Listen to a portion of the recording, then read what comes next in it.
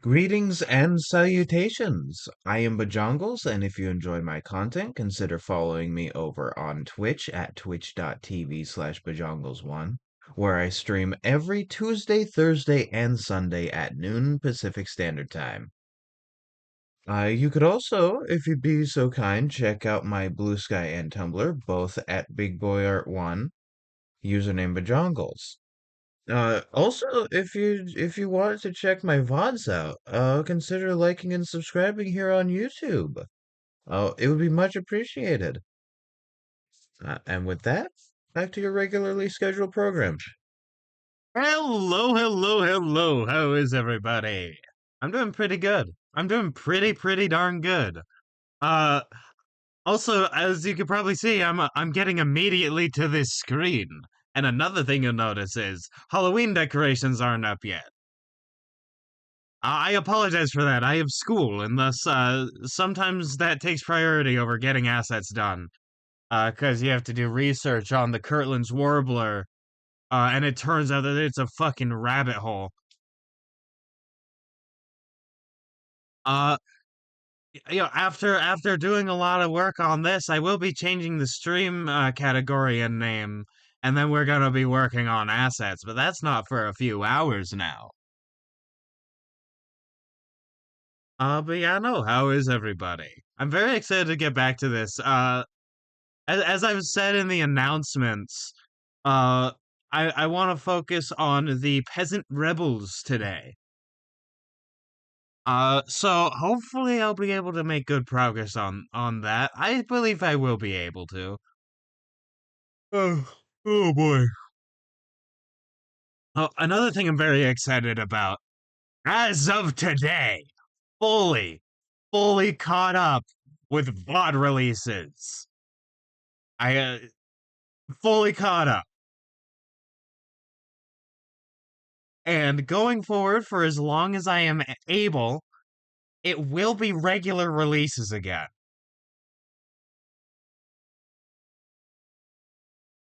I'm so happy. So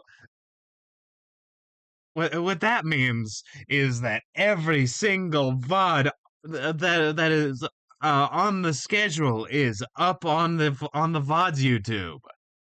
I'm very excited about that. That makes me really happy. And also today's VOD is up, and for the first time in a little bit, I'll be doing a proper announcement for that on my socials.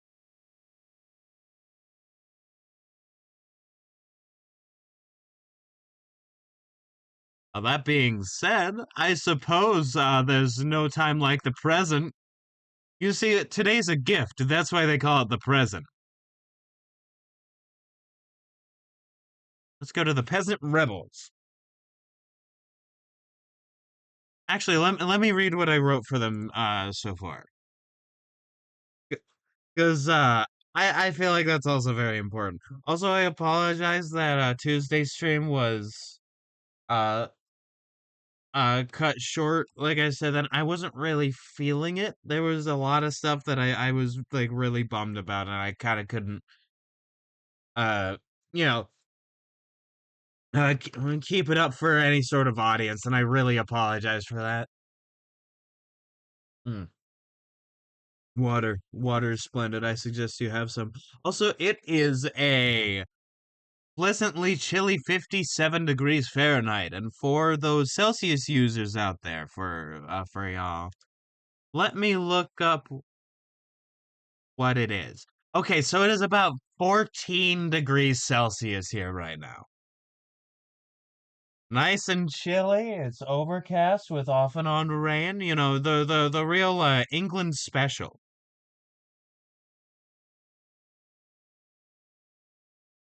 All right. The peasant rebels are an increasingly organized group of desperate common folk who have fallen on hard times due to increased famine and disease.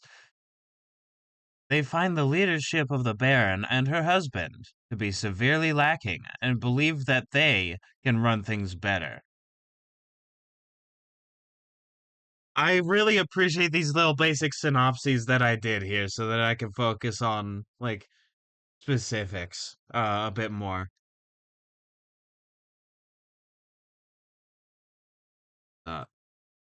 peasant rebels are a mostly unorganized movement, comma, which seems to have popped up in different places at around the same time. This is due to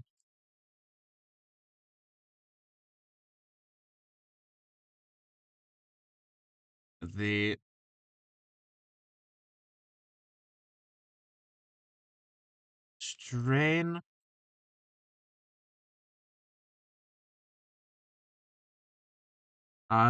strain that the Civil War and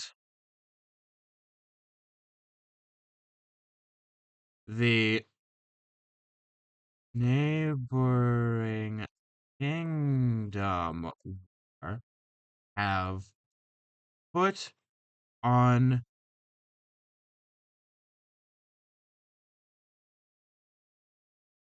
the kingdom. Okay, so that is a pretty good first starting thing. I'm not saying anything new here yet, but it will come a time, and I just realized I forgot the music. Let me get that situated. All right, so volume 30, play Outer Wilds.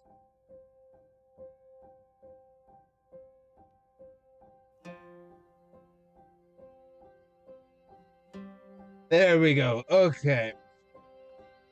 The evil is soothed. The buffoon is flummoxed.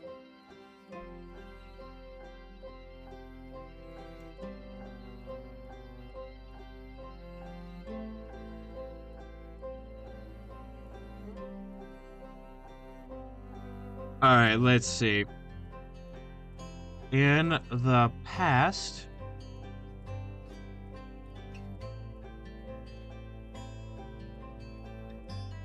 the margins of the common folks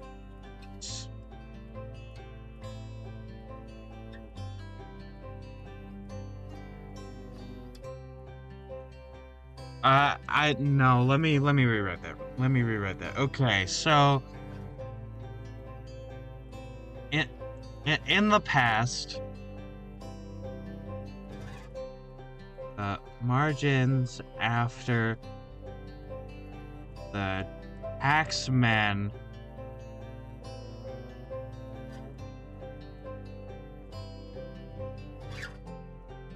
sheriff and their axemen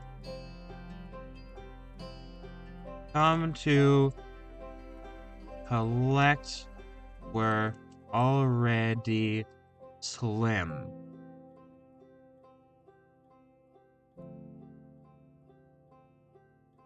Let me rewrite that. The margins after the sheriff and the sheriffs and their taxmen come to collect were already slim in the past, comma.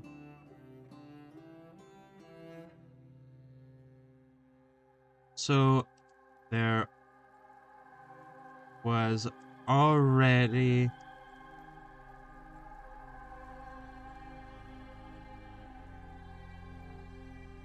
little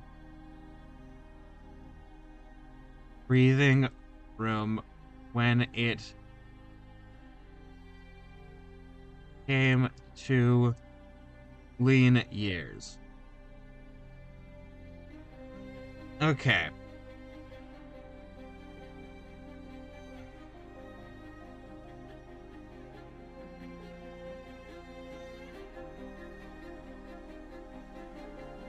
Okay, let's see. I have a fun idea. I have a fun idea. It's the Fae again. It's the Fae again. I don't know. I like that. Different group of Fae. I don't mind that. They may still be working under the court. I fully expect that they're still working under the court. However, it's different from the Lord's Revolt. And for a different reason probably, but I'm not sure what that reason is yet.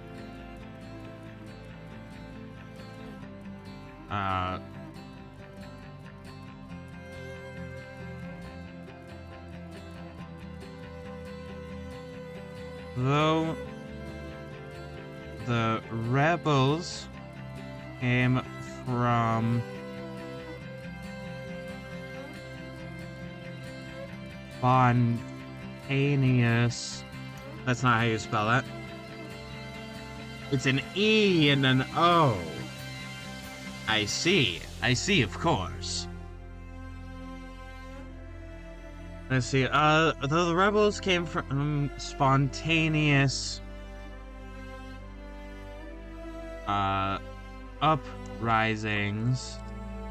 There seems to be an ever-increasing organizational structure forming. Hey, Dicey! Spontaneous combustion blows you up.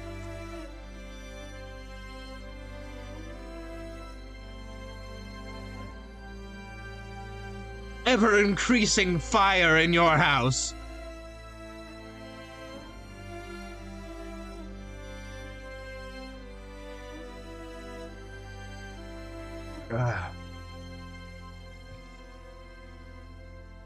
Also, I think you'll be excited to hear that finally the weather here is England. I think you know exactly what I mean by that. Chilly weather below 60 degrees Fahrenheit. Overcast with on and off rain. You know,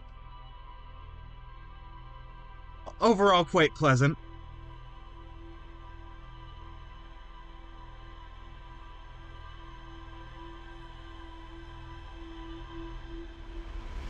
I took a walk today and it was not raining heavy, but it was raining a decent amount. Good time.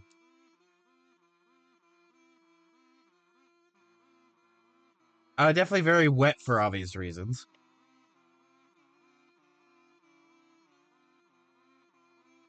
You see, it was wet because I was there. I caused the rain. It's me, Storm Boy. Alright.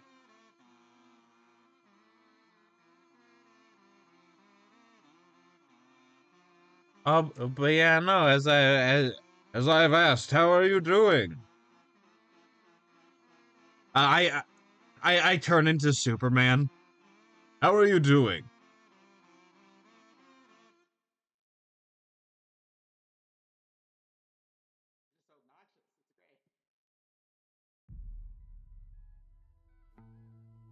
Fair enough, I suppose. There's a lot of stuff in the world to be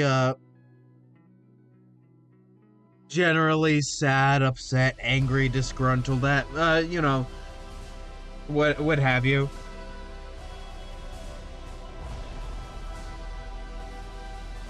Oh, what's happening tomorrow?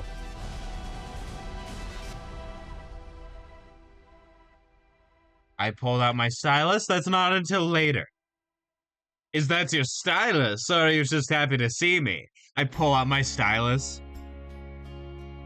Oh, congratulations!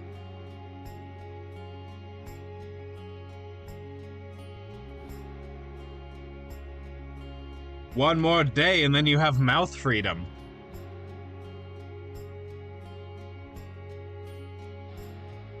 I came from spontaneous uprisings. These seem to be an ever-increasing...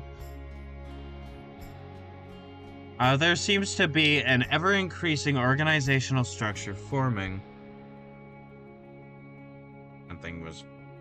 Something was sent to me by a friend.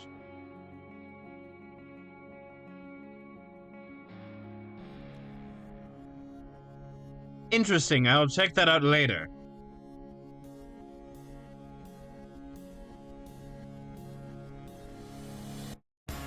Which may or may not have been due to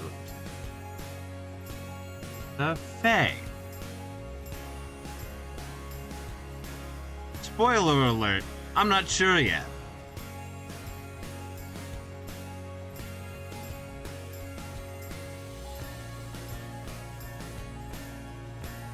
Oh right, it's just Fae. Right, it's just Fae. Hold on.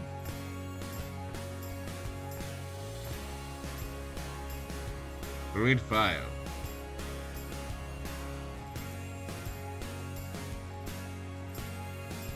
Watch as I do something marvelous. Wee.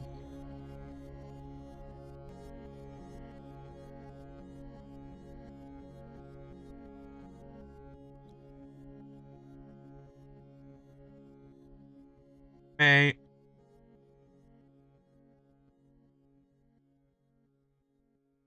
And then to vertical bar.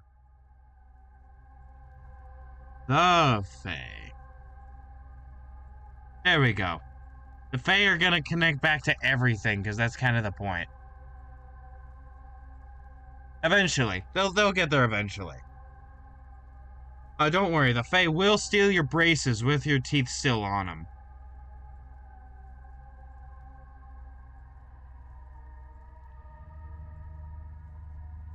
May or may not be due to the Fae.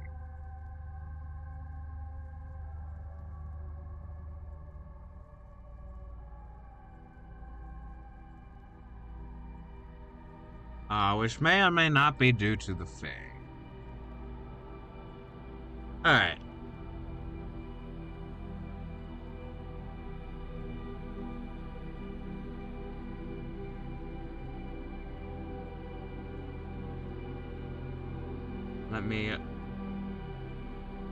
Let me add a blank there so that I can better see the distinctions. There we go. Okay. The general form of organization forms a federalized structure.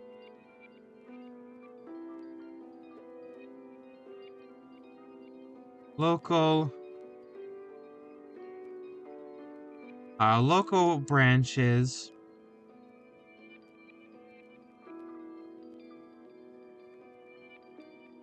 or no, not local branches. Answer to more and more overarching organizations. Very cool, very pog.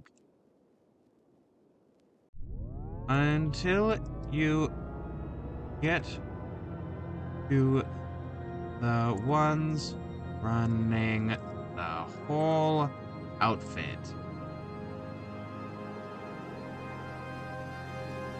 Amazing. Amazing, full of splendor. My favorite character, Splendor, is an evil wizard that has so much gold and jewels on him.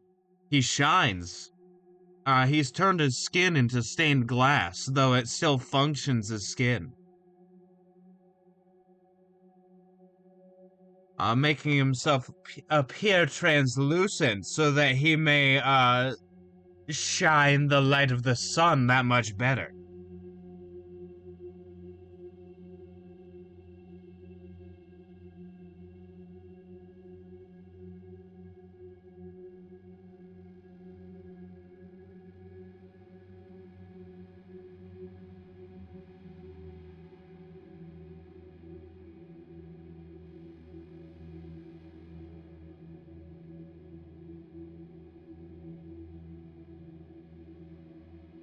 Ugh.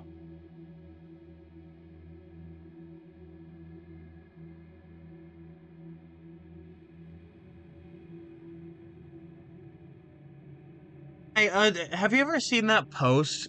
That was like, hey, what if Faye hate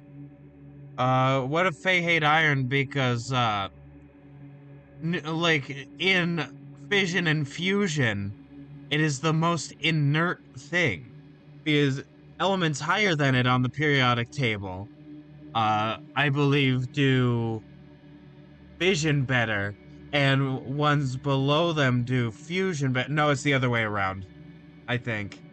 Wait, no, because uranium fission. No, uh, but like iron has no properties. When a large star's core fuses more and more complicated into iron as an element, that's when it dies. That's when it goes inert because it can't go any farther.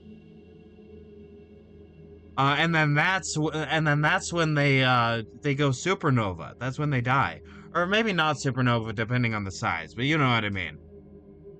Iron is the death of stars.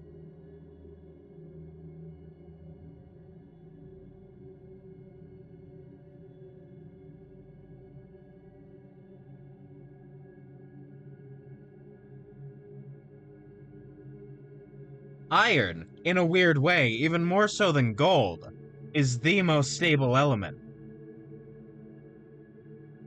And, Fae being chaotic, unknowable creatures, uh, that like innate stability, like they can't handle it. Also, excited to see that art you're talking about. What song were you talking about, by the way?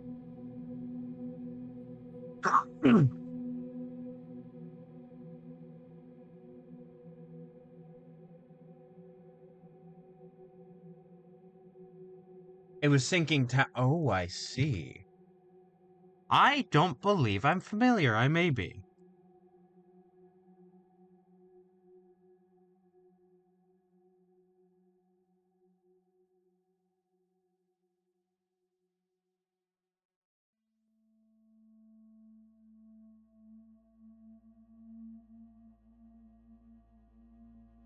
Is it the one by Yoeko Kurahashi?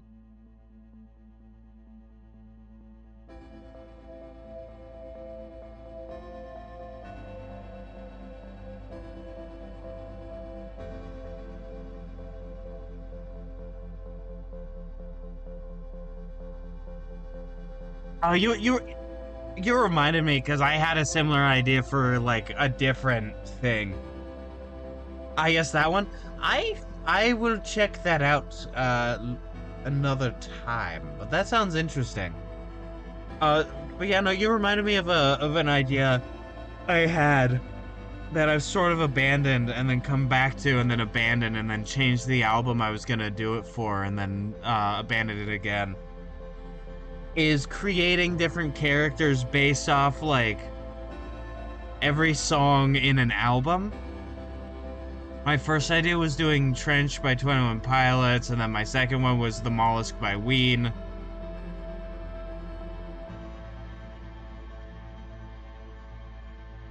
And I kind of want to go back to trying to do that. Because it sounds like a really fun idea.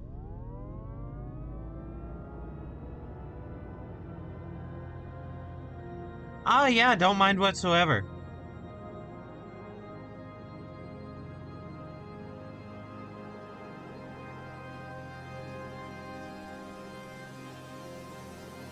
There we go. Let me see. Oh, that's an interesting cover. The character on it kind of reminds me of Laios a little bit. I don't know, maybe it's maybe it's the basic bitch like anime guy look that Laios does really well. Yeah, he's kind of reminding me of him a little bit.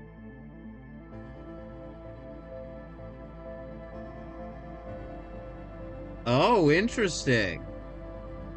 Being washed away in water, perhaps?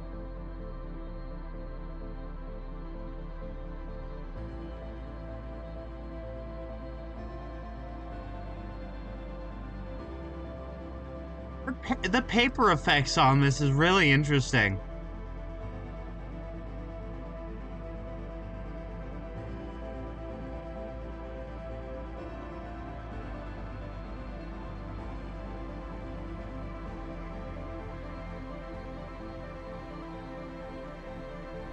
Like what inspired that? Also, hi Nightbot, you're very cool and awesome, and give very good advice. Yeah, pretending like I didn't write the messages.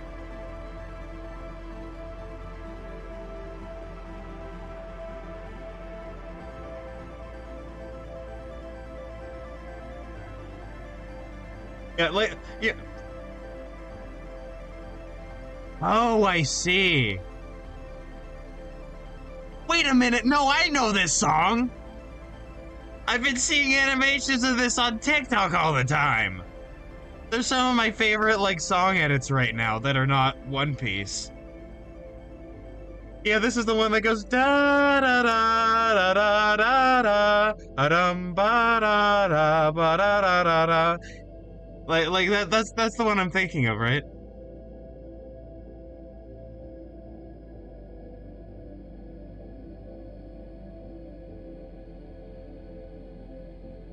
Yes, it is. Yes, it is.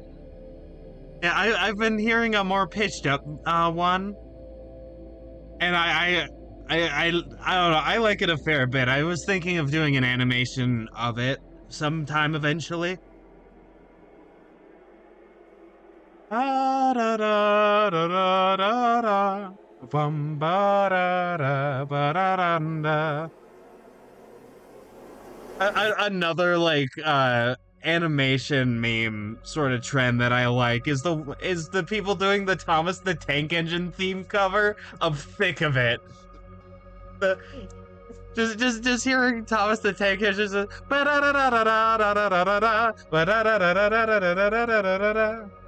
oh, the one with the woman vocals is the original. Oh, I see.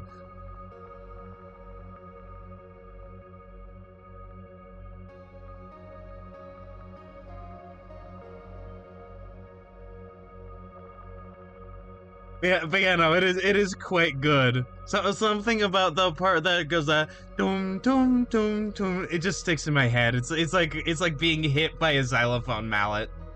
With my brain folds. Just my brain folds are the xylophone.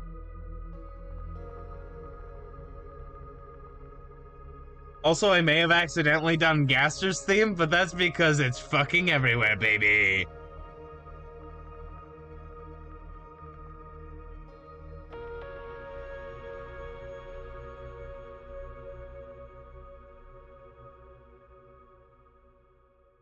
Oh god. God, I fucking love how Togor has infected Deltarune like Graggle Simpson.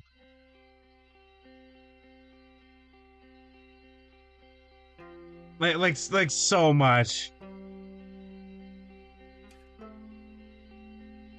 Also, have you heard about Asgore's never before seen brother Rhaegor? Yeah, gonna be revealed in chapter 5.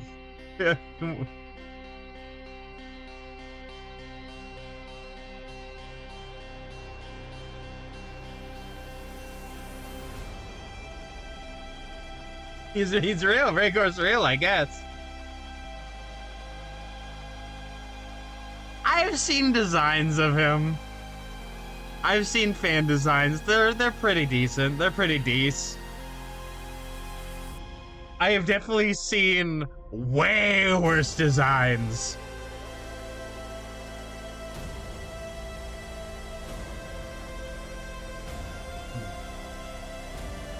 Water.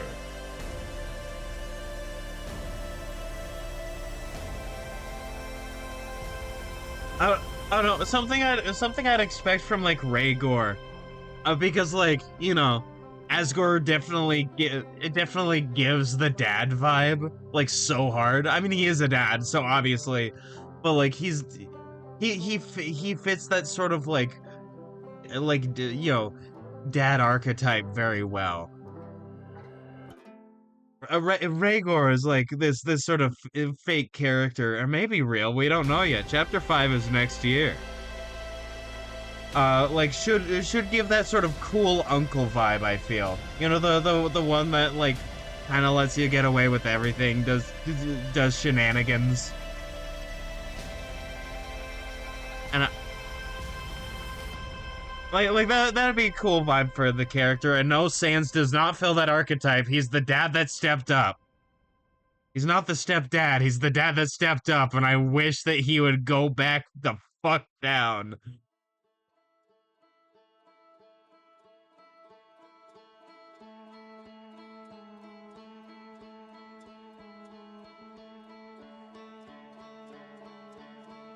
All right, but yeah, no. Let's see the channel. All right.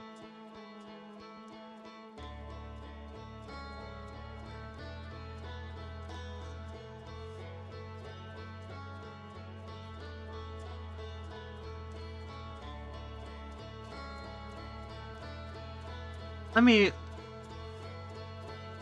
an almost feudal structure. Almost to mirror the system that they claim, or not claim, that they want to replace.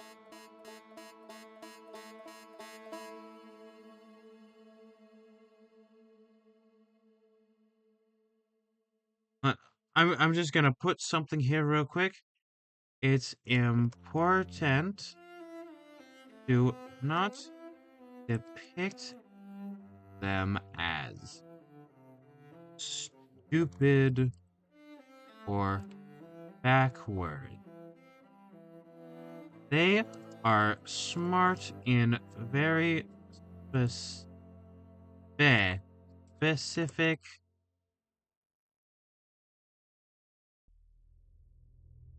fields. A, for instance, a farmer will know a lot about farming. A myth about smithing. etc. There we go. I feel like it's important to just put that there. These people are not stupid. I mean they are stupid, but they're just as stupid as we are now. So something that a lot of people forget with like, obviously this is not in history, but this is heavily based off of a time in history. Uh like something important to remember is they were people. Uh just like we are. And so they will act like people, and they are just as smart and just as stupid as people are now. It's just that their technology was different, and their the conditions of their lives were a bit different.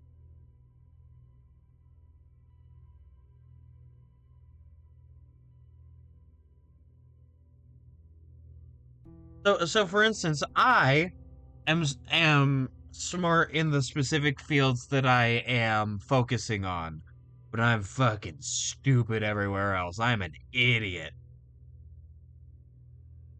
And I will never claim otherwise, other than for the bit, other than entirely for the joke. Every time I say that I'm the best there ever was and that I'm extremely intelligent, it is a joke. It is it is for the vine.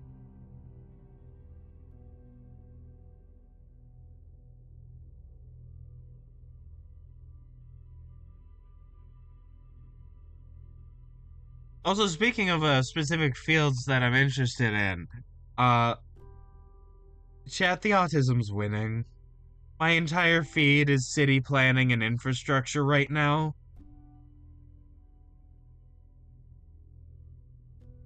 Like,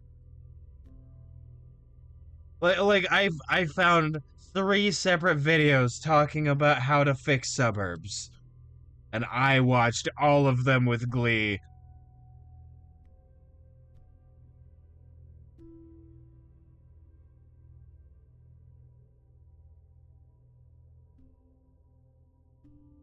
Also, it turns out fixing cities and towns and all that boil down to give people places that they'd want to go and give them ways to get there that are nice and safe.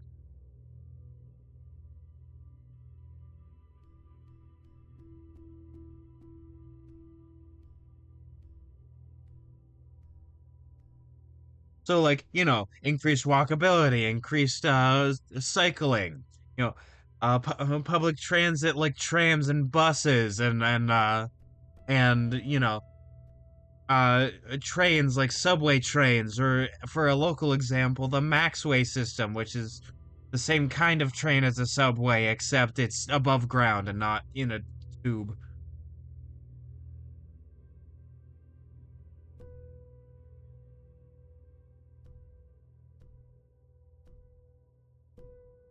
Yeah, so so instead of being away from traffic, it has to deal with the same traffic as the trams and the buses.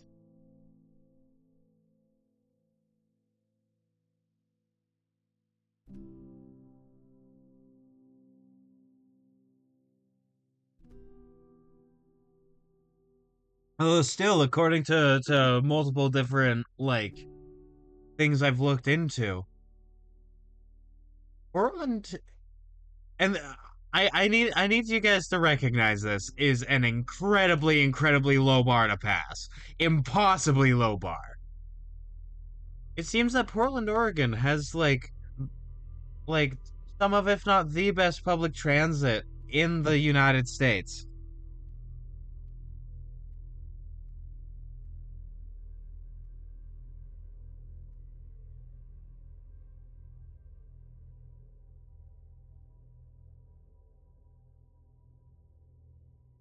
I could talk so long about that, but uh, eh, I I don't know. I don't know if that tism matches up with other people's tism, so it might not be the best time. We are here to world build, which world building trains will come way later in a more modern-ish setting that I'm thinking about, or like a very much more fantasy setting where it doesn't matter what timeline or time frame it's based on.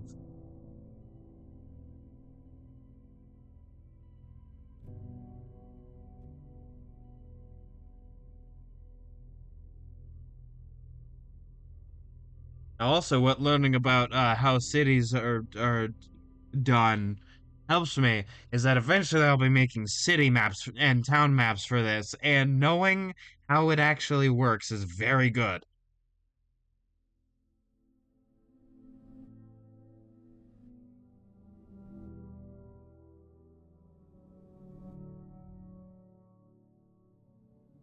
Yeah, and being able to have things in specific walking distance time frames from each other is very useful because that's how things work in real life.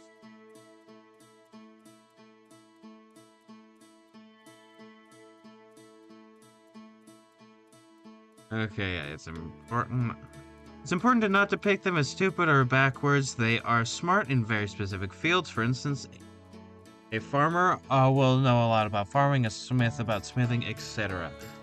However, they are unaware of alternate societal structures, and so will be doomed to repeat the systems that they are familiar with, except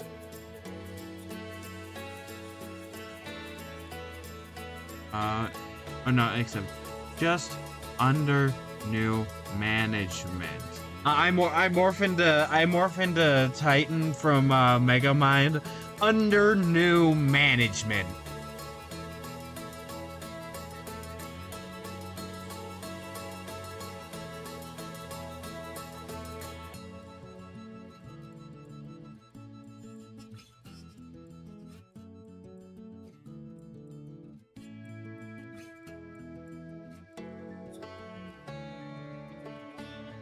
I'll I'll I'll work on them later, but I realized that I probably have to have another faction in sort of like not it's not like uh it, it it's not like specific to anywhere in particular, but it's the merchants. The Merchants Guild. That is a real thing that they had in real life because they realized that having a guild to protect their interests is really good when regimes such as feudal kings dying and being overthrown and replaced and acting as puppets for corrupt councils and all that means that it's important to keep your interests protected, and that's why guilds were really big in the Middle Ages.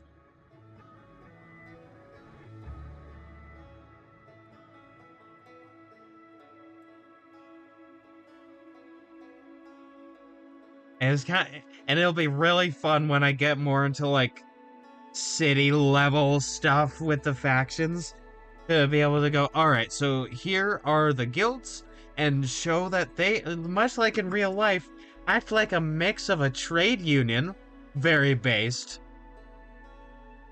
and a protection racket mob, very cringe.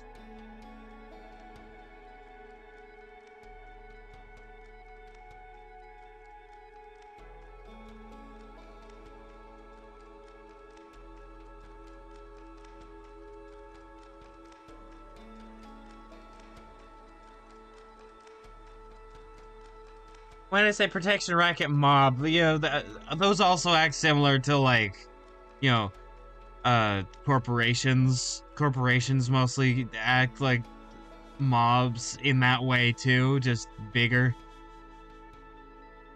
They also, you know, the guilds also acted like corporations because they kind of were. And that is for later. Okay, the peasant rebels.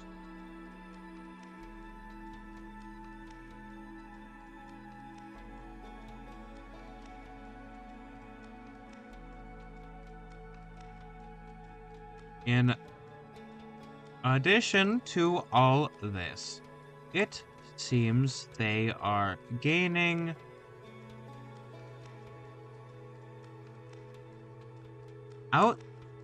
outside allies such as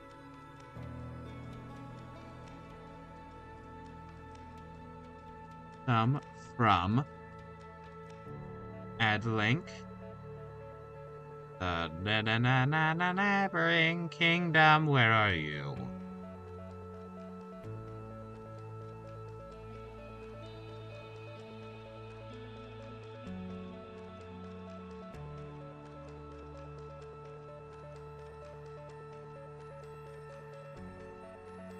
Neighboring kingdom. Yeah, they're also getting in on this. Yeah, they're also getting in on this and trying to destabilize their enemy in the war that they're fighting.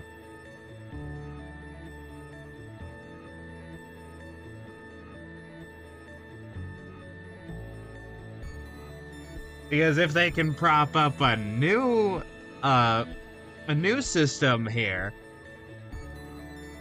then why would them and the new system fight? They're friends. And then thus they would have kind of a puppet state.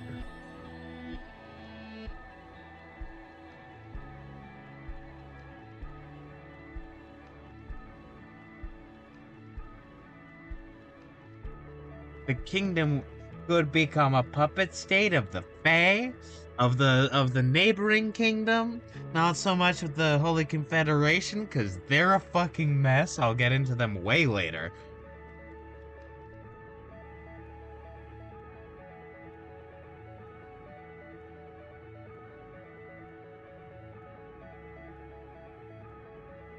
I'm very excited to get into them because they're gonna have a whole unique sort of deal with magic. Because there's a lot of stuff I want to base off the Holy Roman Empire, and they had some really cool folk magic practices during that time. And also witch burnings, but that's not the cool thing. That's the cringe thing.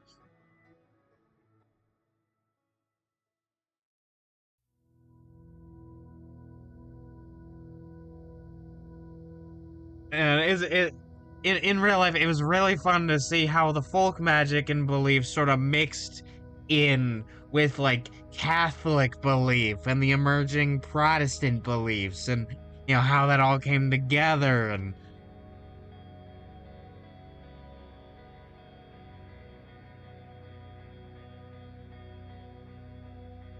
actually, what year was Martin Luther?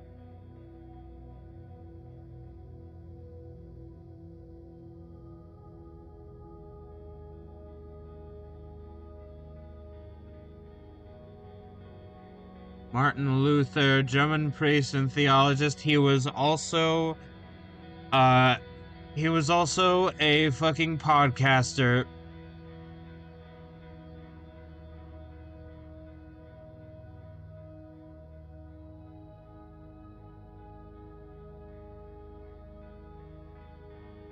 Actually, hold on. Protestant Reformation.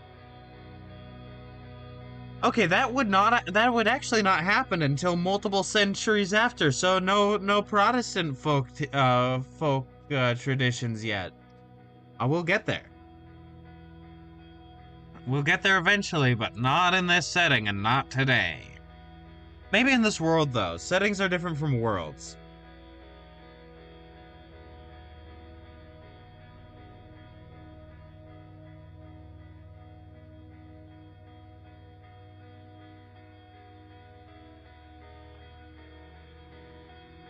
Also, something that I never ever noticed until hearing myself in recording is that sometimes, I think I might have a little bit of a lisp when it comes to my S's.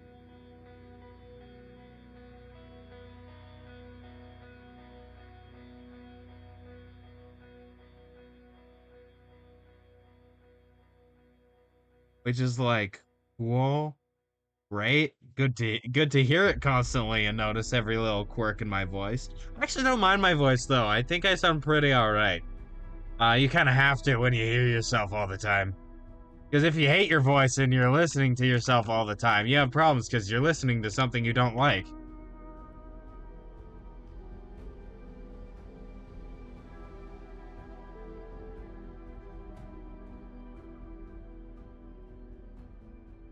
And that can kill your soul. Alright, so the neighboring kingdom. Yeah, they're getting in on this, which I'm very excited about.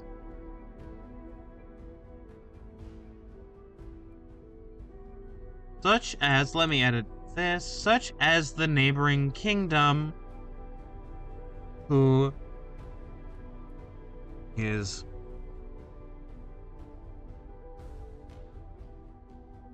giving them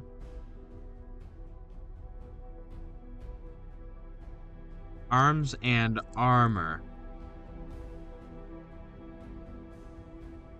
Also, I will not apologize for my American spelling. The American spelling is the closest thing to a spelling reform that this goddamn language has ever had. I will adopt a spelling reform if we can find one that's better.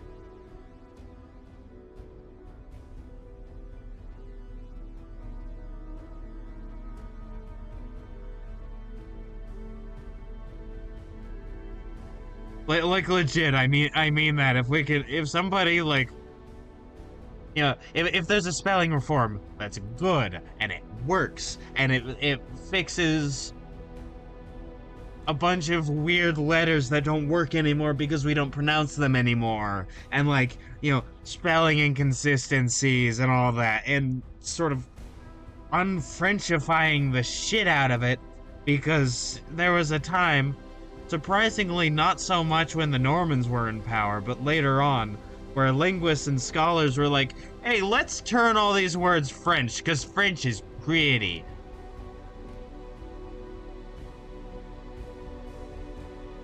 And so they turned completely English words into French-ish spelling, and I despise that.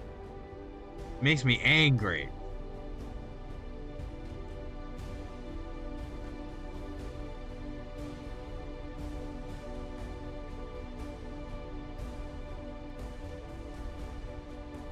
We had okay spelling, and then worse spelling, and then now we're back to spelling.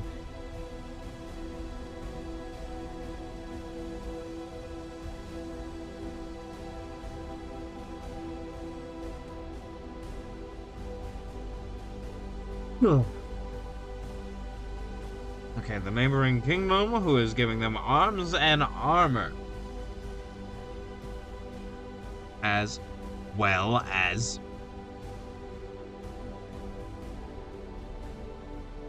limited military training. Now, why saying limited is very important is because I don't want them to be a super elite fighting force, but I still want them to know what they're doing more than your average, like, levied peasant army who farms most of the year and then has improvised weapons and then maybe their peepaw's sword and like just some spears or billhooks or whatever.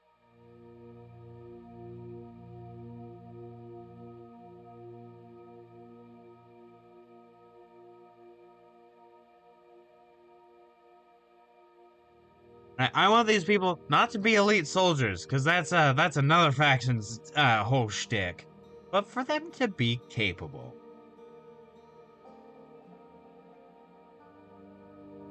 With custom stats, of course, eventually, once I get to them of like, hey, you want these stats? Here you go.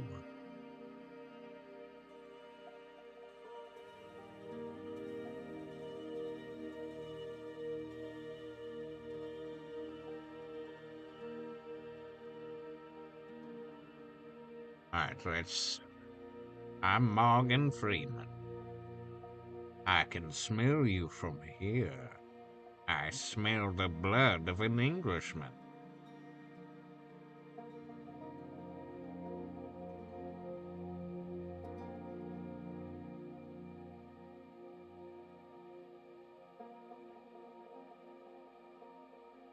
What would you do if Morgan Freeman was secretly a white boy? God, I love that video so much.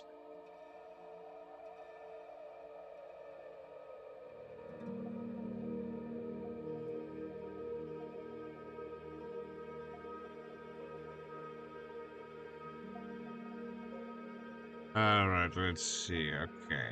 Unlimited military training. Okay, where do I go from...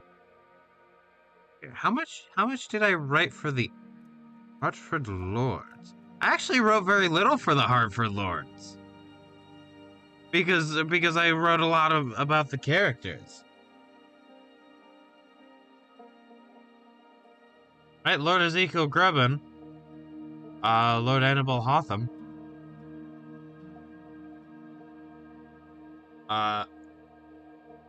Lord Urian Gribble. Lord Godefroy Leframbois.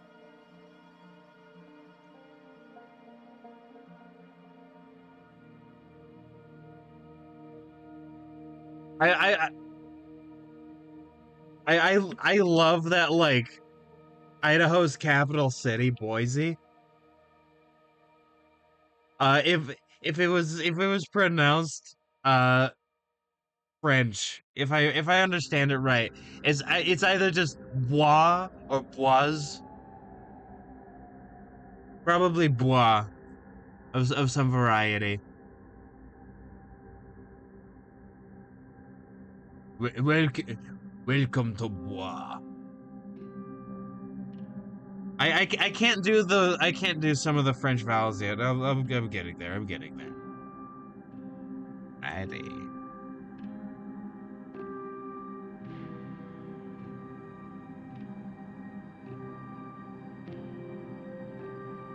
Alright, let's see. Okay, so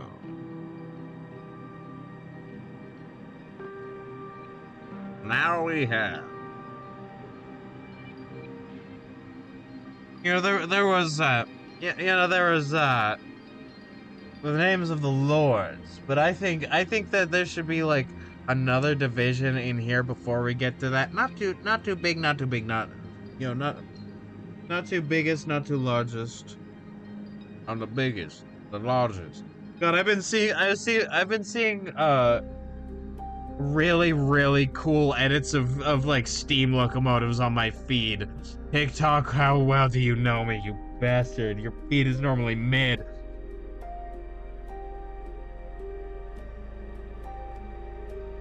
I also get some Thomas the Tank Engine stuff, which is great.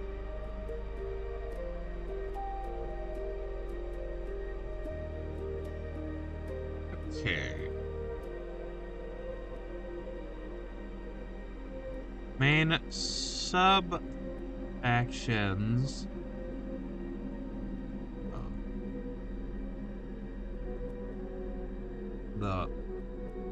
Actually, I could just say main sub factions. And then do that. Or I can do that so that I can do this. There we go. Amazing. What would you do if a maze of balls? And then you morph into Ina. And you were in the maze of balls.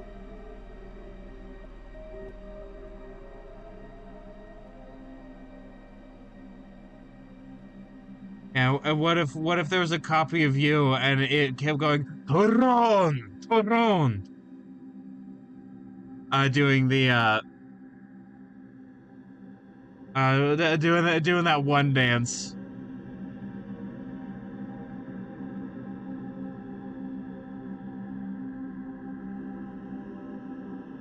Like, what would you do then? I'm like one of the two guys on the two white boys doing a podcast genre.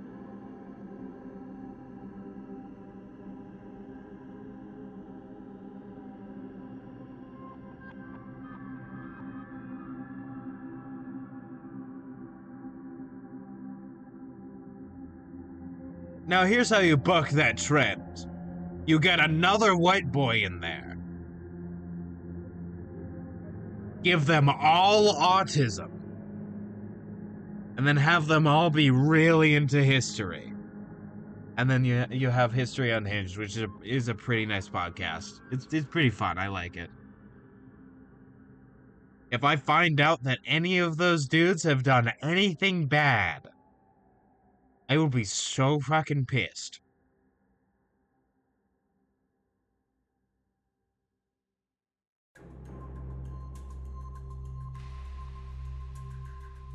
Main subfaction.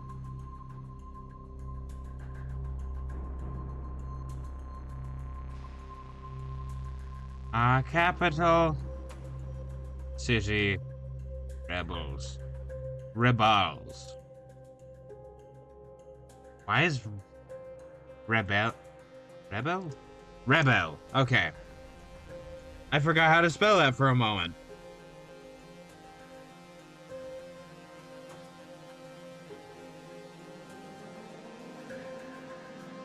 The capital city rebels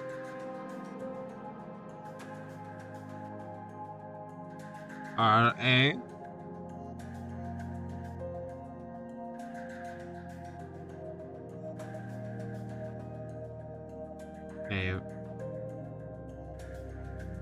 sub faction who finds themselves entirely within the main city of Verony.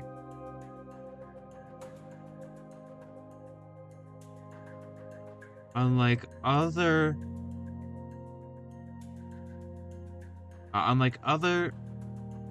rebel groups who often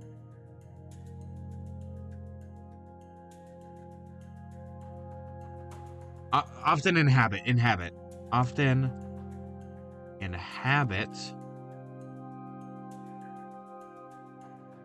multiple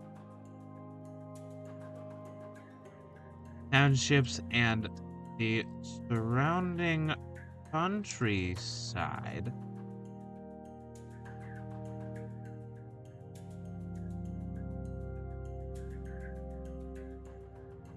You will not. They are in a population center big enough to support them as is. Alright. Very good. Very good, very awesome, very pog indeed. And I apologize for this. Where's the text? I should have it here. Did I not put in BRB text into this?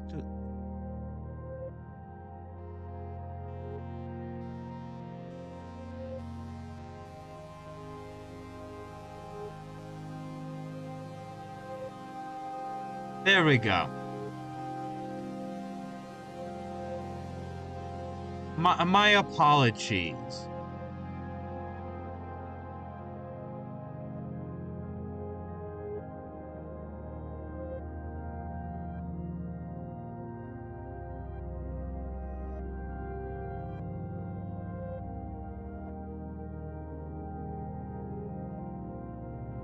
There we go. Okay. I will return very shortly. I apologize. Enjoy this very good music. I am back. I realized while I was gone what Rhaegar would look like. I've realized it. Let me get rid of the BRB text. Get it out of my sight. I don't want to see it anymore. All right, there we go. It is gone. But yeah, no, I realized. How I would interpret him is he would look like that classic, like late 90s, early 2000s, like frosted tips, like you know, short sleeve, like, you know, aloha shirt design, like, you know, designed shirt that's black with the red flame decals and cargo shirt. That's right. It would be Guy Fieri. And he'd be the coolest motherfucker in the entire game.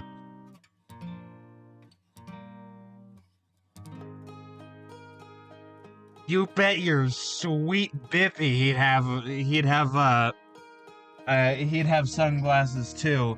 And they would be the cheap gas station sunglasses.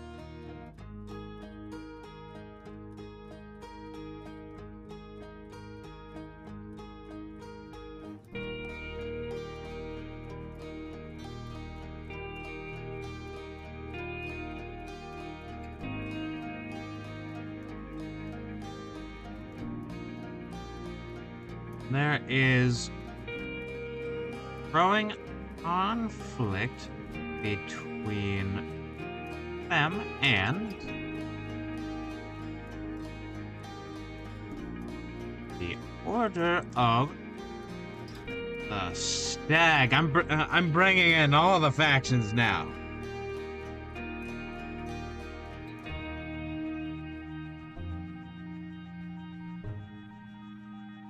This is where connections are made.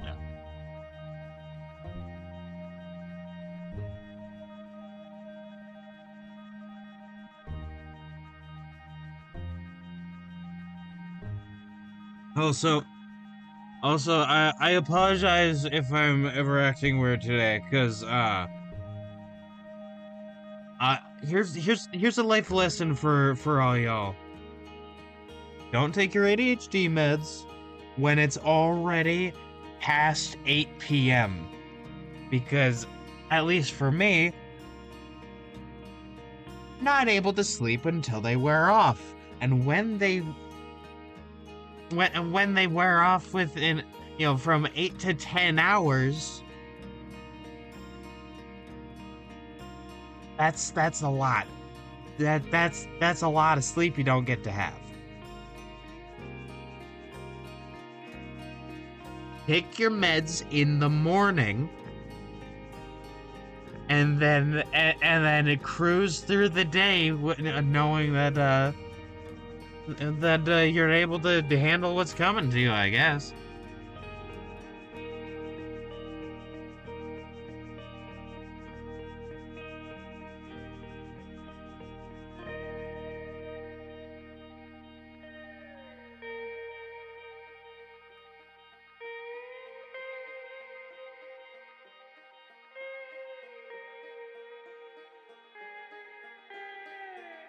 The Order of the Stag.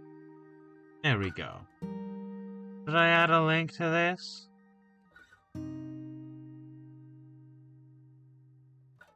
The Order of the Stag. There we go. One more connection. What's one more connection? What's one more connection?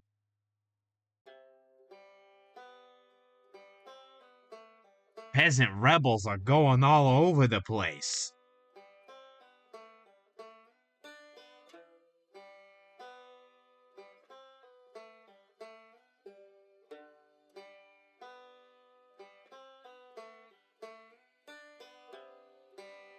I want murder.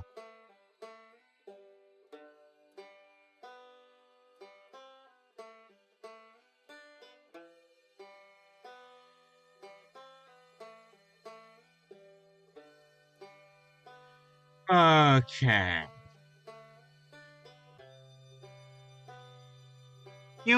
It took me a while to make the connection that Sherwood Forest, like Robin Hood, probably comes from Shirewood. The woods in the Shire.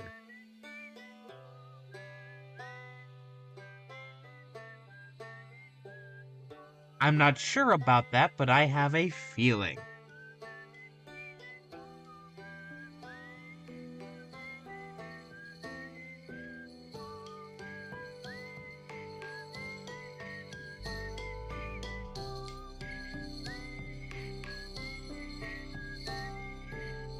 Shire, Baggins, and all that.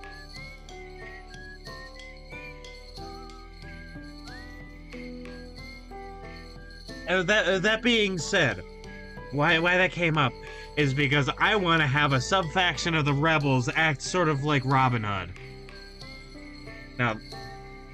Now what's fun about that is because this is also around the time of, I'm guessing the end of, the Norman the Norman Angevin dynasty. Which is, King Richard, King John. So it fits. But having a group of rebels that in the... Let me make this invisible. I've had this open the whole time I morph into Sam Reich. That's right, my dad's a senator. He's also been here the whole time.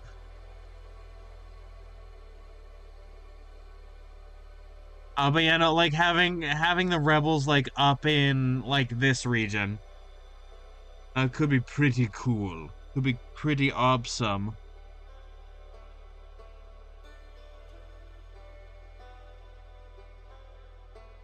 And just sort of having the band of merry men. But also having their tales be sort of like mythologized by the people who really like them could be cool. Because I want to play around with that a little bit of like the stories people tell being exaggerated in very different ways, but also in sort of predictable patterns. You know, heroes' deeds get exaggerated. Their faults get sort of smoothed over. That sort of deal.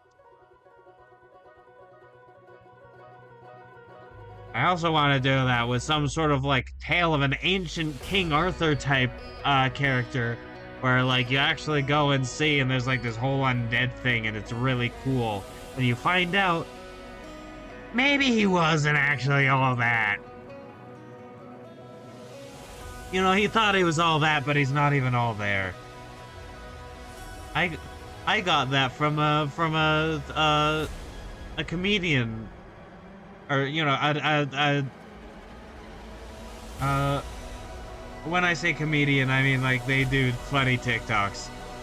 And that's a phrase they said, and that's stuck in my head the entire like the entire rest of my life. It's gonna be there in my brain.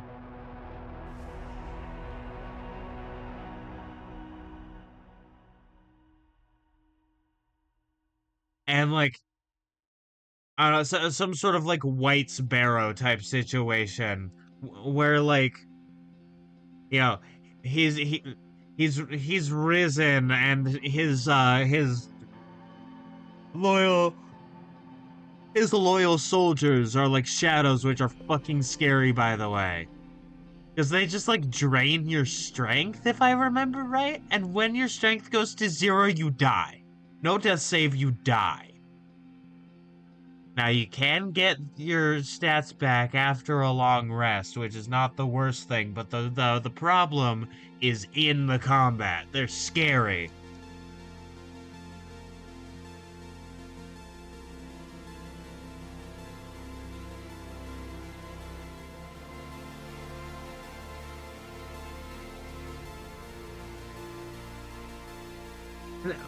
And so like, you know, coming up with legends for this like, you know, this forgotten king of yore, not forgotten, but you know, this king of yore, and like you know, propping him up to be this like exemplar of morals and justice and such could be cool, and then going, oh yeah, no, he's like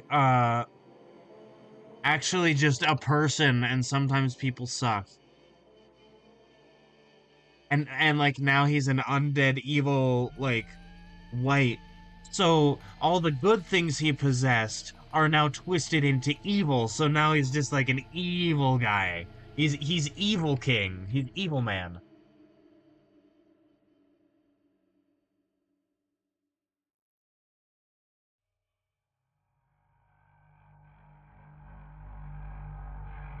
Obsidian, there we go.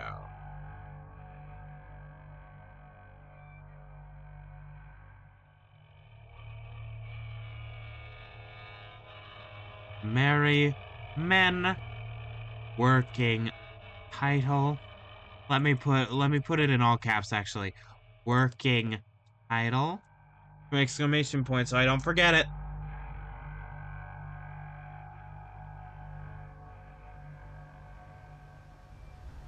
Splendid and marvelous.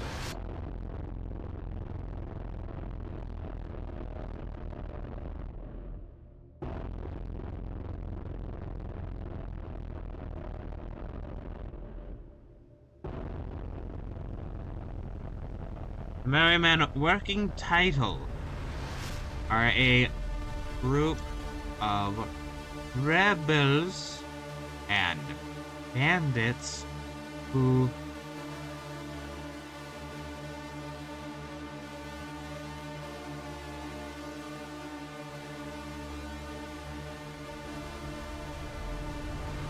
base themselves in the Antler Forest. There we go, because antlers, because stag. I want to keep the names on point, and Phoenix Wright has given me the permission to name things whatever the fuck I want.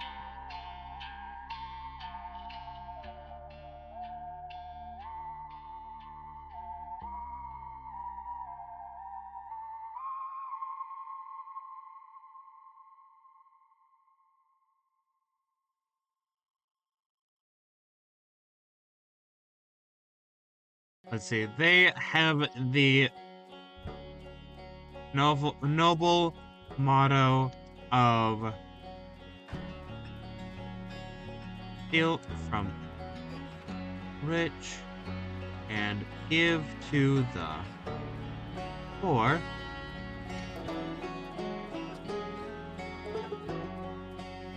So they can take that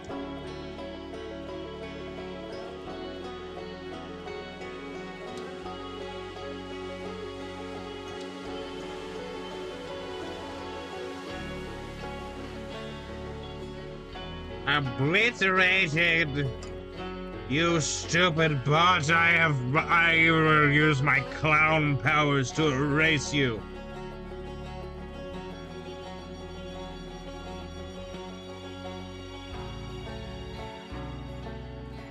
Behold my clownly power.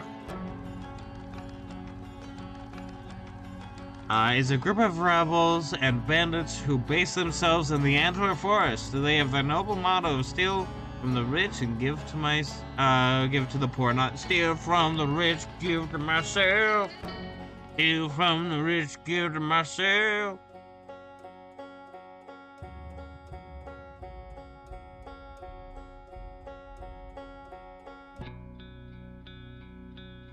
Take from people they had previously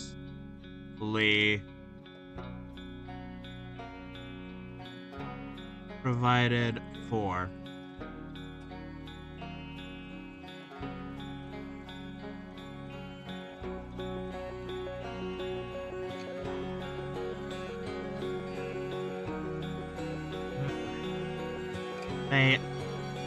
They generally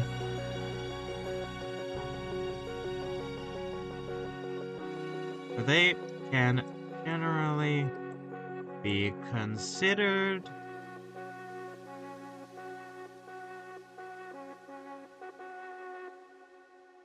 more anarchist leaning.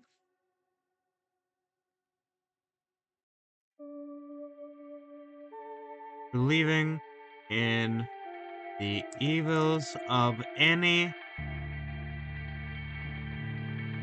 authority, regardless of said authorities. No. Let me just not say that, but believing in the evils of any and all authority. There we go. Yeah, so you know, anarchist gay commune in the woods, who also may or may not be a polycule. I don't know. You decide. You see, once this gets into your hands, you can run it however the fuck you want, because it's yours.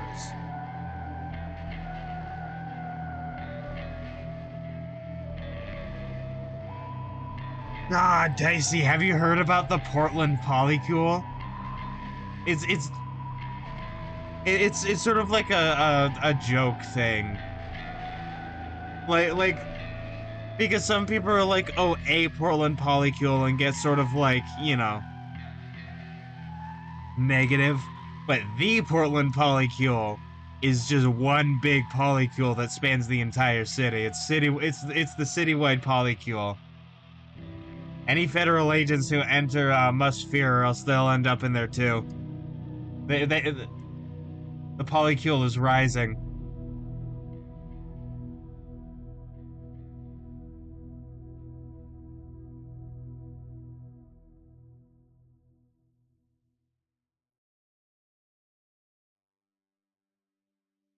Now, for context, the Portland Polycule is not real to my knowledge unless I've been left out.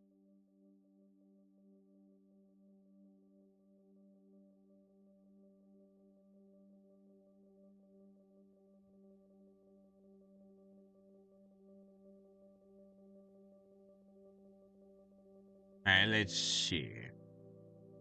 Heroes of any and all authority.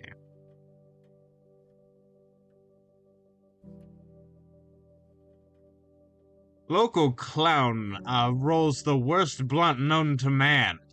Is asked to leave the Portland Polycule.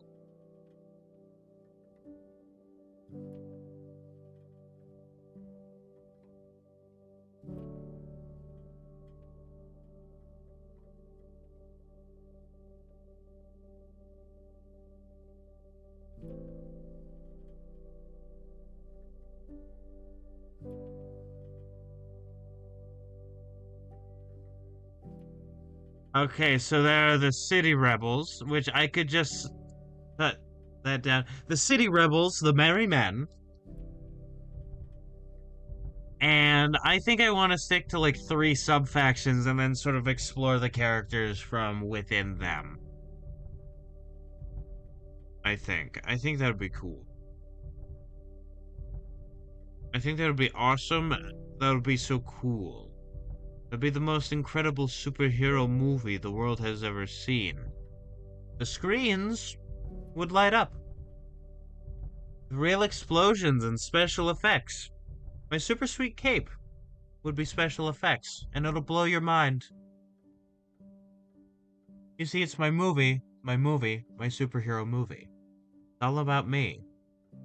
Yeah, it's all about me. Okay, so we have the City Rebels, the Merry Men. So we have City Forest. Now what's in between? Smaller town.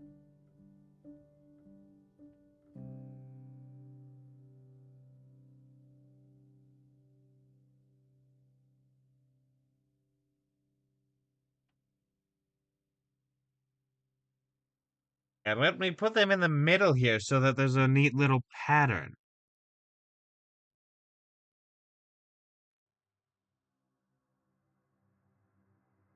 Yeah, like, towns, villages, and the like.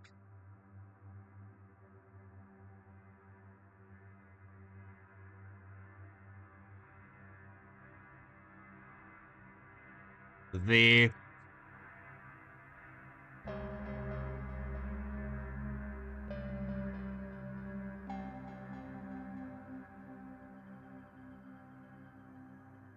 let me just call them the Workers Front. Unfortunately, based on the name, they will not be communist. Communism doesn't exist yet. It's not real. It's not real. And if it was, it would undermine some of the points I made about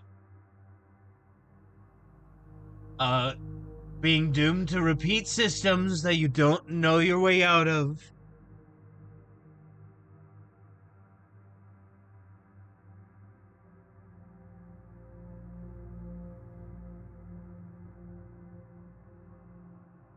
Are the general...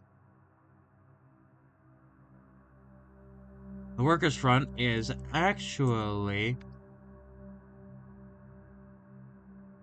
hold on, is not actually a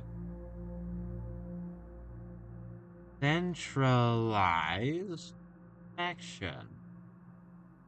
Instead, it is a general term for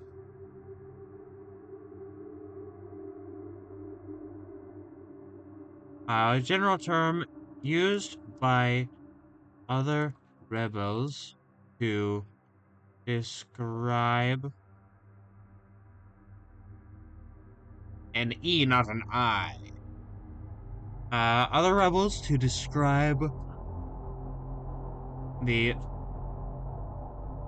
trend of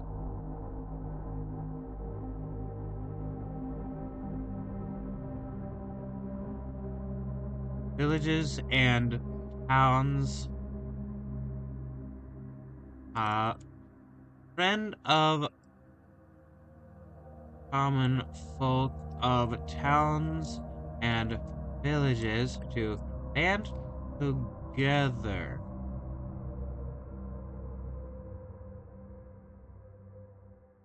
These groups range from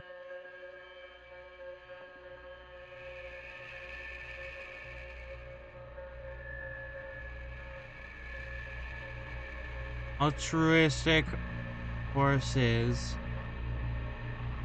giving support to those in need to little more than bandits under the title of revolution. Okay, there we go.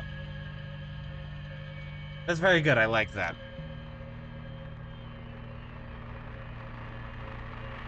You see, I'm winning.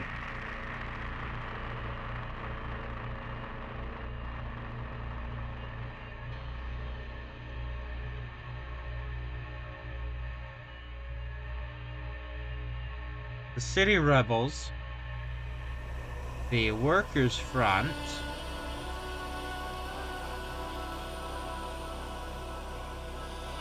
and the merry men. Are you all called the merry men because you're all married together? No. Hides the pile of wedding rings.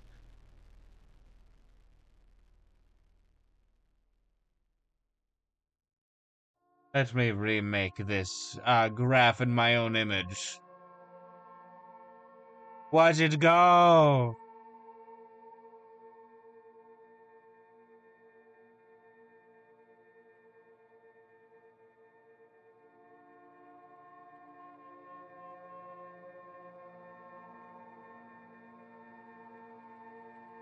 Behold the connections, they're very fun. Look at how they're forming.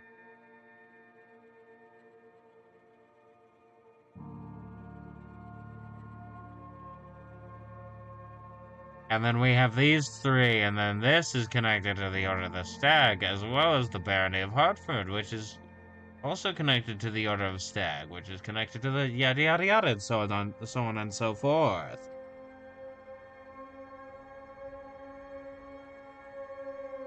Yeah. Oh no, this can't be.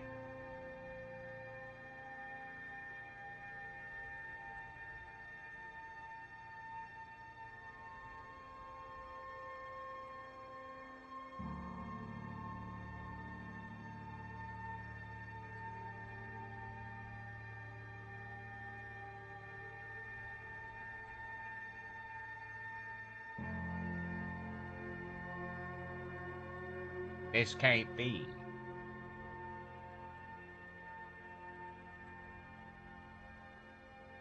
Okay, so yeah, we have the shitty rebels, the workers' front, and the merry men.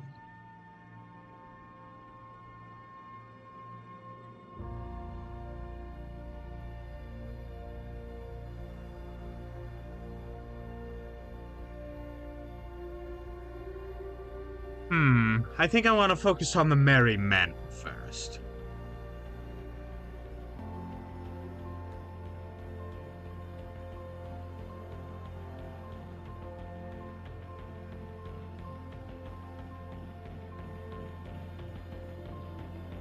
Hold on. Barony of Hartford.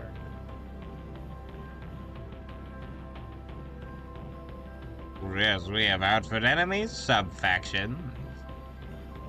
Which is very cool.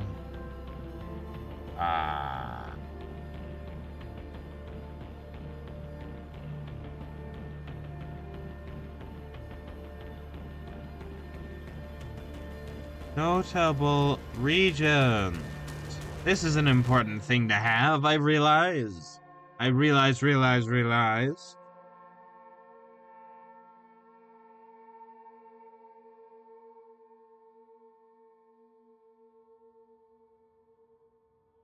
the stag.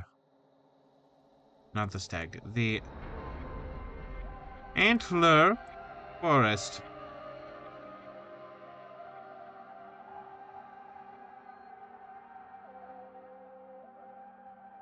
There we go, the antler forest, and then we can go to Peasant Rebels, and then we can go to the Merry Men. The Merry Men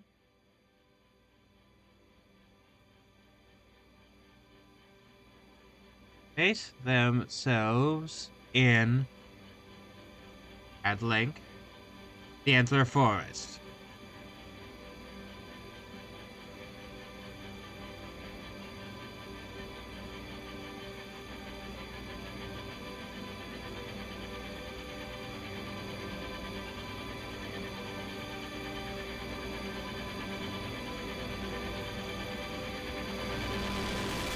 Act as both rebels and bandits.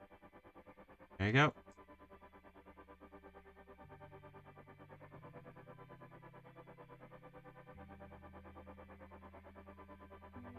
They have the noble motto of steal from the rich and give to the poor. They can often take it too far. Sometimes stealing the same wealth that they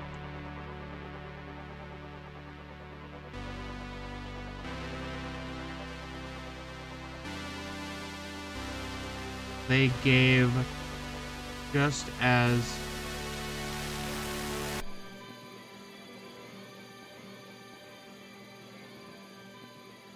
with the same enthusiasm, not how you spell that, enthusiasm,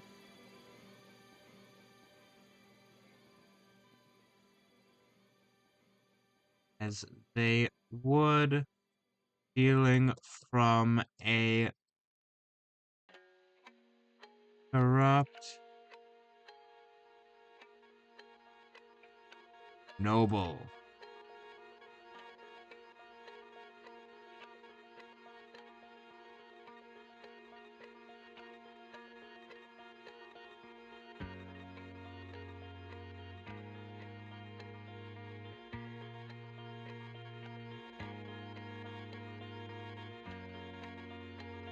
How did I say this the first time?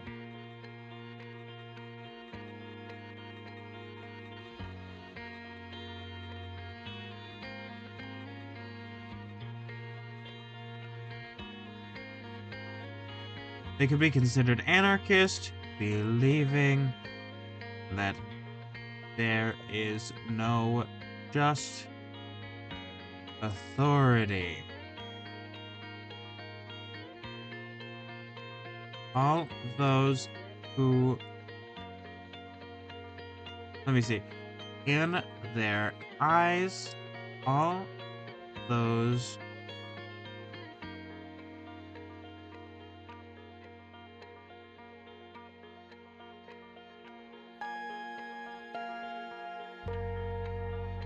there's no just authority.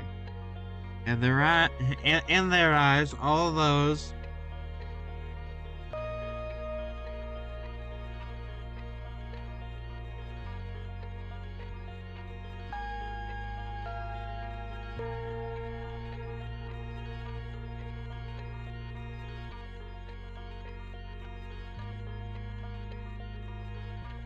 in their eyes, all authority figures are using their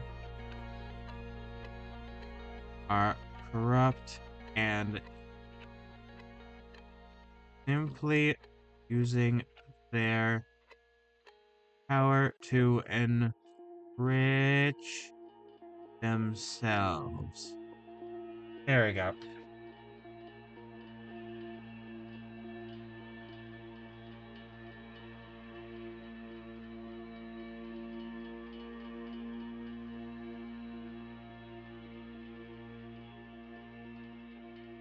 You know what? I think I want to make it canon that they're a polycule, but I want to get fun with it.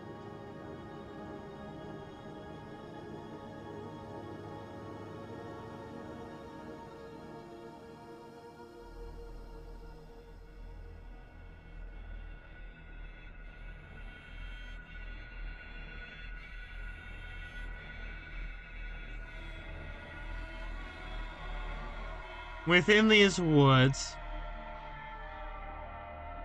there are a set of magical hot springs. Cause you gotta have those good you know, hot spring scenes. You know what I'm talking about, the funny moment.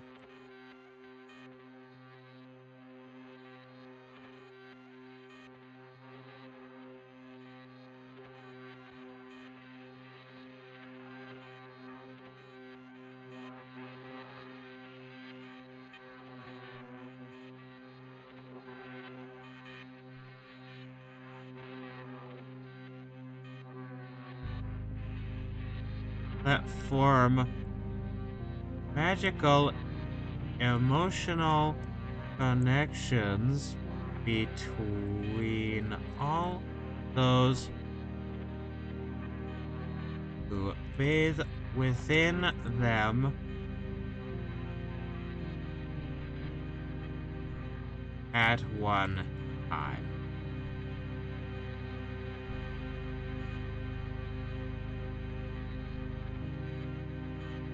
Now this does not necessarily mean romantic. It just means that they become close as people through magical means and also through their experiences as the merry men. Right? People could go into this spring and just literally be like close friends. This simply forges emotional connections. The gay polycule is all them. This does not inherently form a romantic emotional bond, however.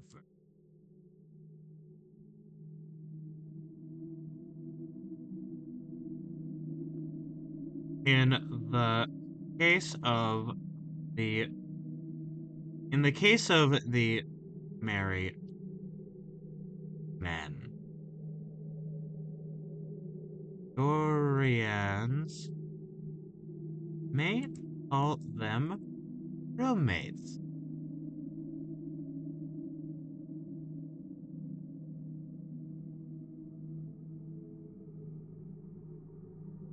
Or perhaps very good.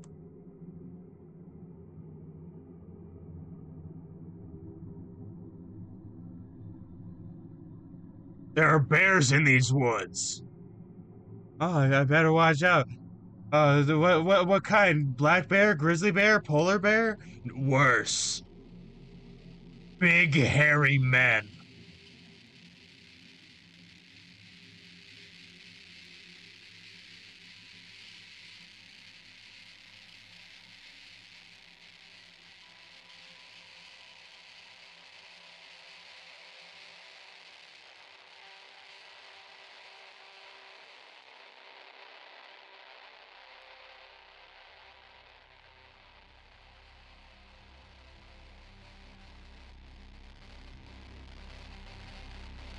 Then the Antler Forest connects to the Barony of Hartford. There we go.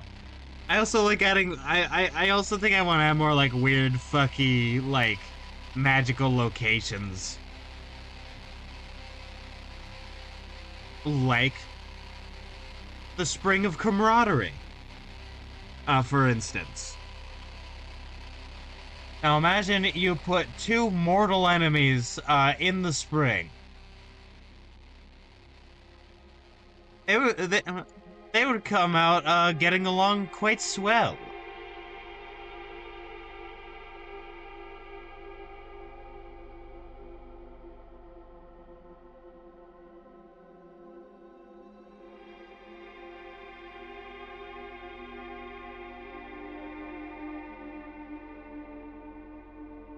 In the case of the merry men, historians may call them roommates, or perhaps very good friends. They are all fused to the massive, get-along sweater.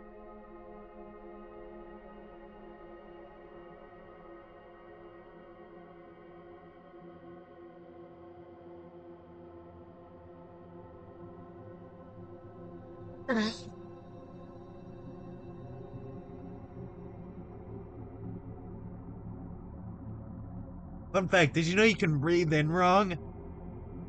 I didn't until now. Boy.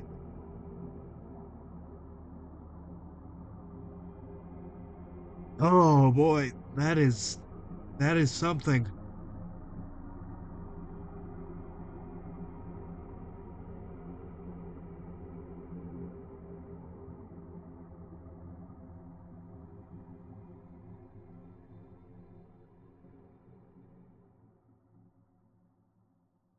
Okay, the Hartford Lords.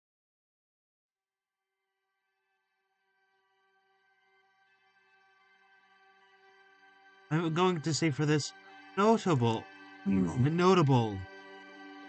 characters.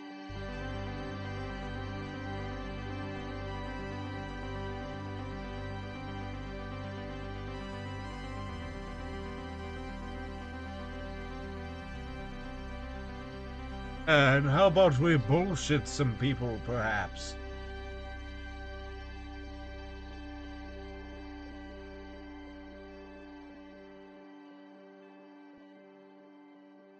Okay, I'm thinking, Mr. Right. I'm thinking really hard.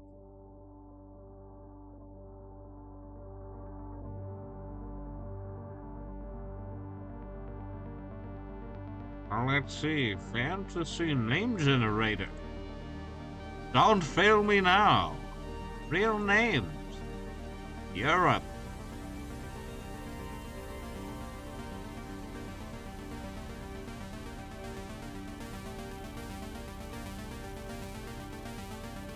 That is not an English name. That's Welsh, get it right.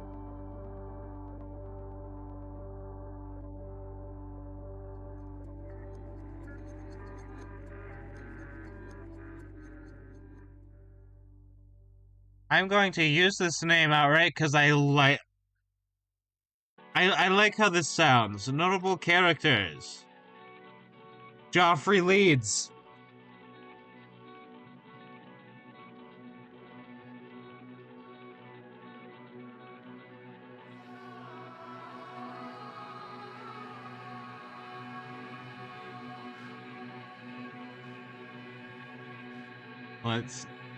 Let's see. And then we will decide more on who they are later. And by later I mean once I've filled them out. Joffrey Lee. I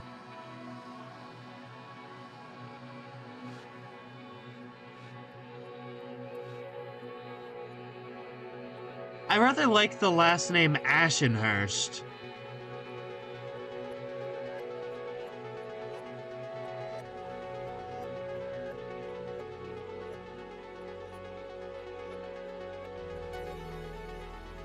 Richard Ashenhurst. There we go.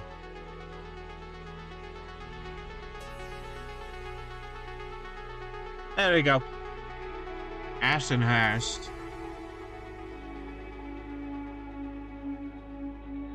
Welcome to Canehurst Castle.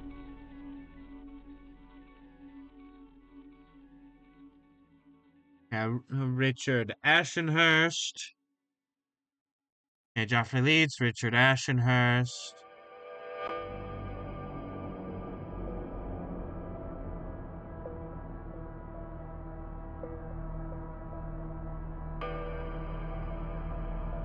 Marmaduke Sadler.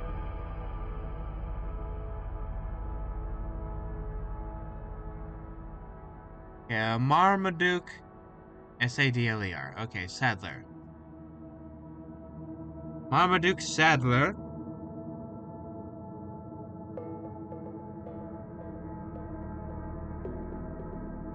but his just very good friends call him Duke. Now, this is not all the characters, this is just gonna be notable characters.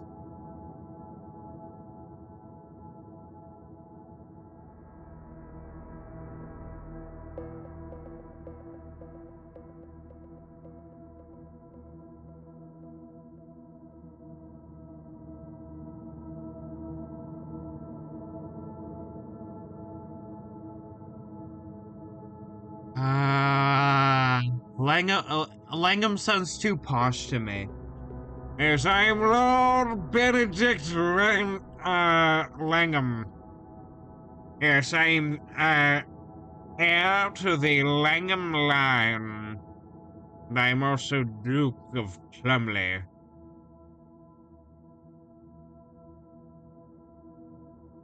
Oh, you want my full name? Well, if you insist. I'm Ralph Benedict, Robert Langham the Third.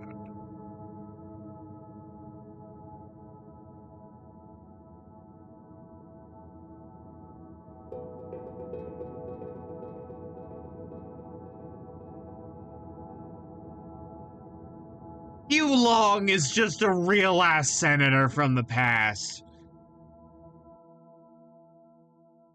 Me and my homies have confused feelings about Senator Huey Long. Mostly negative.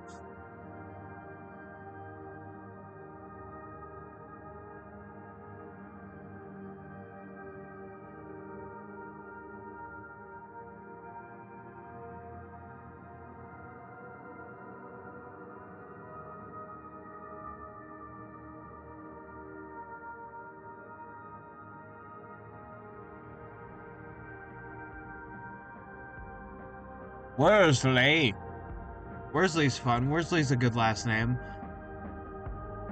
Lewin Worsley.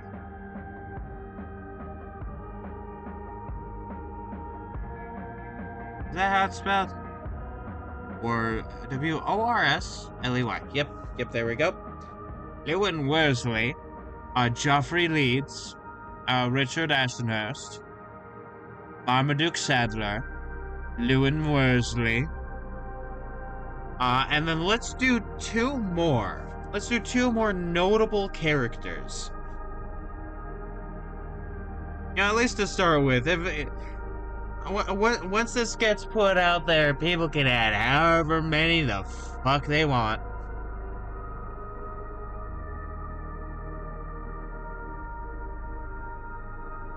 Ulrich.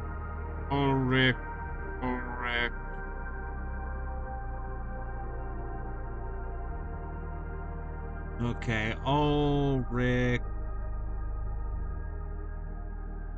Hambard. Ulrich Hambard.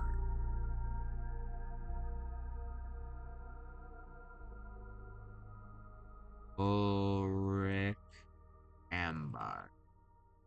I am the bard of your ham. I can play your meat.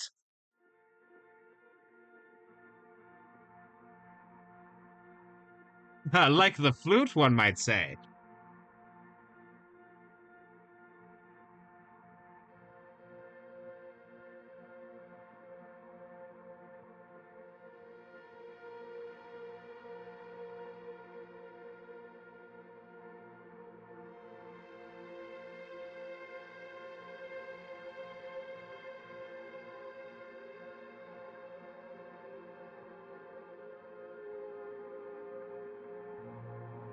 Peter Pan.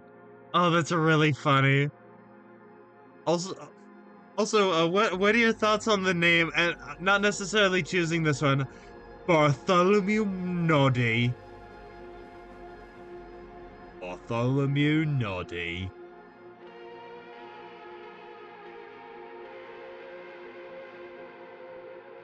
Actually, I like Bart.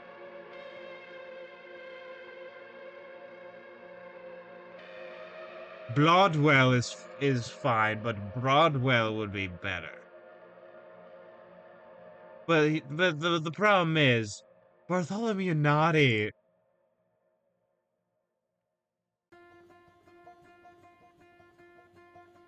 Also, I like...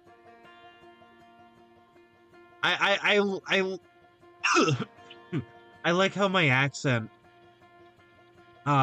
makes this sound the same as saying somebody is naughty. Yeah, they're naughty. Naughty. Bartholomew naughty. And there we go. That we have the 6 new characters that are notable of this faction.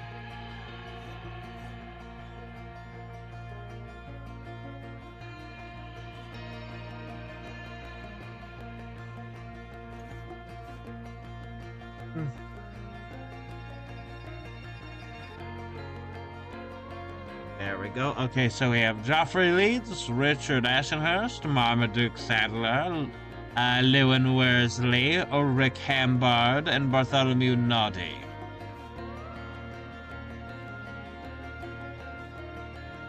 This is very good and cool. Now, before I continue, I'm gonna be right back. The reason being, I'm gonna get water. It's important to stay hydrated, and I've drunk my entire liter. Or 2 liter, I think. I drink water because it's good for me. Anyways, I will return. Go enjoy yourself, relax, listen to this wonderful music. Get some refreshments, get some food. I will return. Did you know that Armstrong is called Armstrong because his arm's strong? More likely than you think. Hi, I'm back. Sorry for the delay. I also decided to get food because I said it, and then decided, hey, that's a pretty neat idea.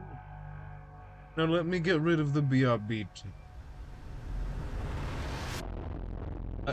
Again, I apologize for the wait. There we go. That delay is evil. There we go. I made a ham and cheese sandwich on rye bread. I also have Funyuns on it, which for those who don't have it, I'm so sorry for your loss. Are onion flavored corn chips in the shape of onion rings.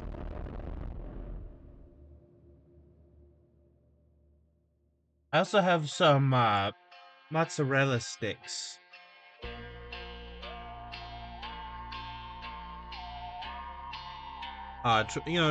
Truly the peak of decadence. You'll hit metal 17 times, so you win this car. Hooray! But property is theft, so you're going to jail. Fair enough. It's funny that people interpret property as theft as like, all possessions, but it's not. It's land property. Being a landed individual, being a landed lord, is theft. Not having things. Also, I don't necessarily agree that owning land is theft, although I kind of don't agree with the American concept of land owning.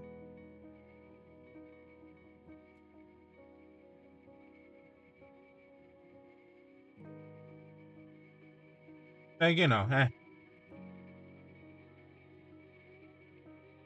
I got another thing from a friend. Oh, I see.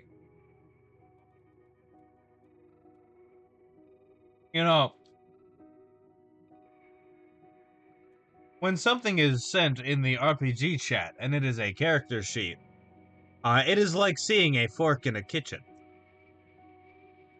I do not know what I expected.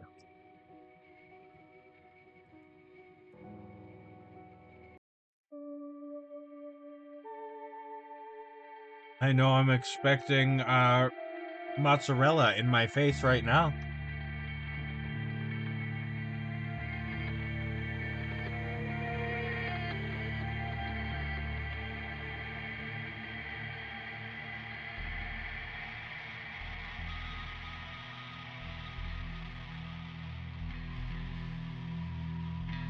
You can find my new special on Poob.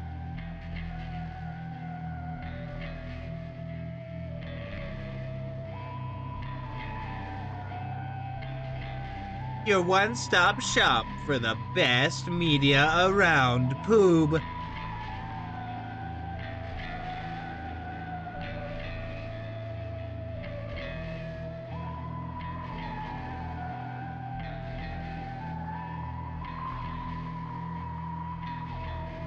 We would cancel your favorite shows if we could, but we can't, because they're alive. It's like Night at the Museum or Toy Story, but it's your favorite TV shows and movies. Yeah, or another comparison like Wreck-It Ralph.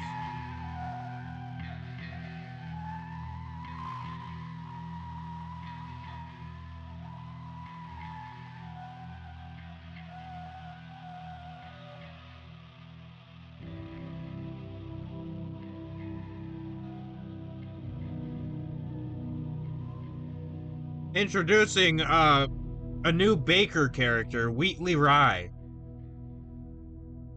and his wife Barley Rye.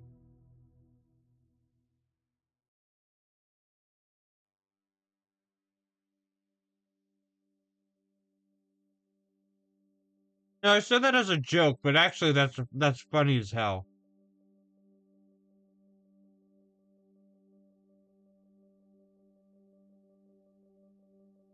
I might add that to the other thing, where the baker and the baker's wife,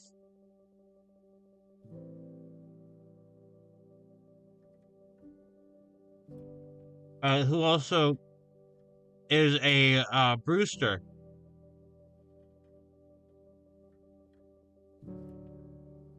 and makes barley ale. This fun fact: in the Middle Ages, it was primarily women that made the alcohol.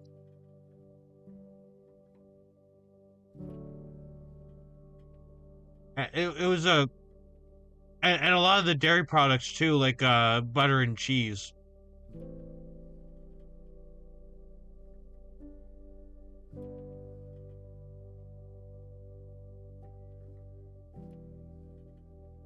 You like you like cheese and wine? Thank women.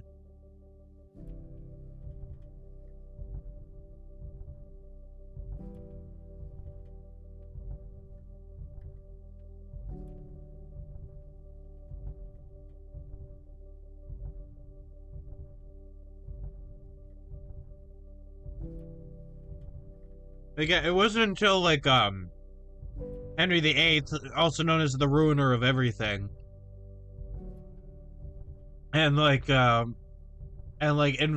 advancements in the distribution of beer, through being able to preserve it better with hops and stuff, that like men started taking over the industry because suddenly you had to do a lot of things that women were not allowed to do.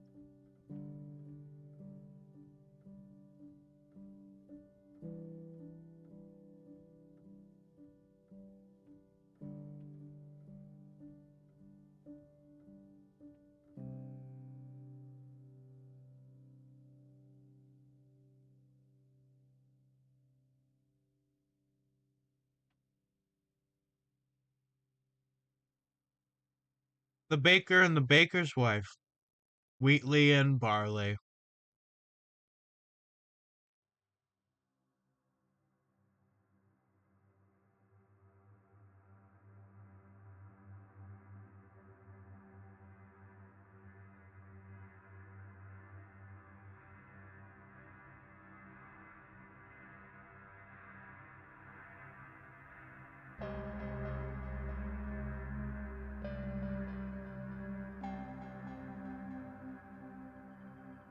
Pardon the silence, I am eating sandwich.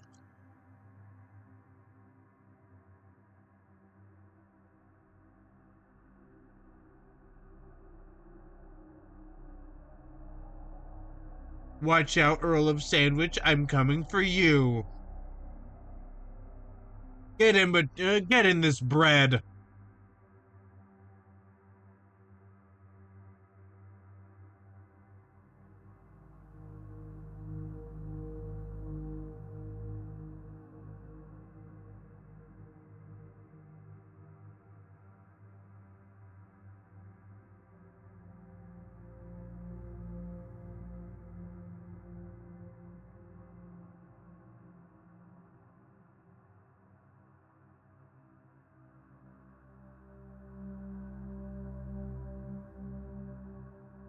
Oh my god. Oh my god. It's Adam Sandler from Resident Evil 4.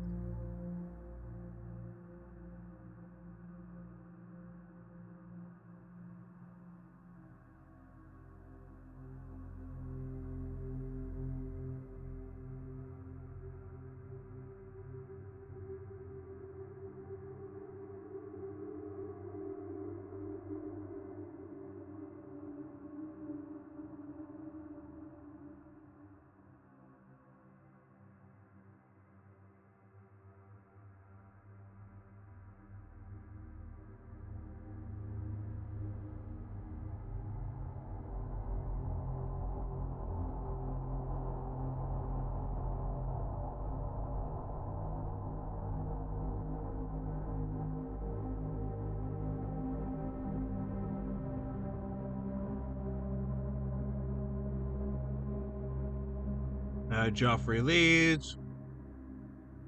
Richard Ashenhurst. Let me look up what that name means.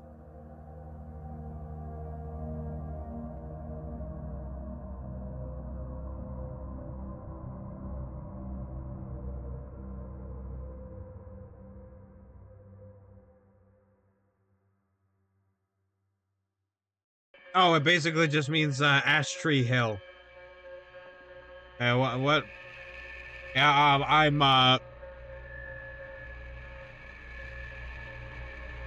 I'm Richard from Ash Tree Hill.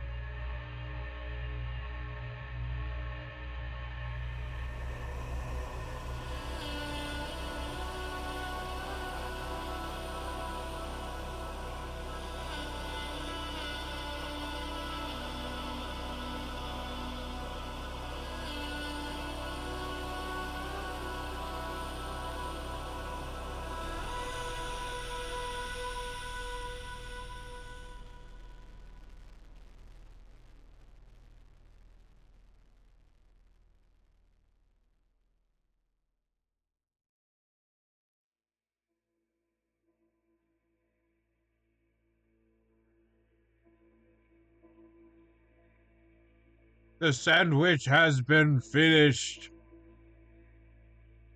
And so have I. We go to the moon not because it is easy, but because I am hard.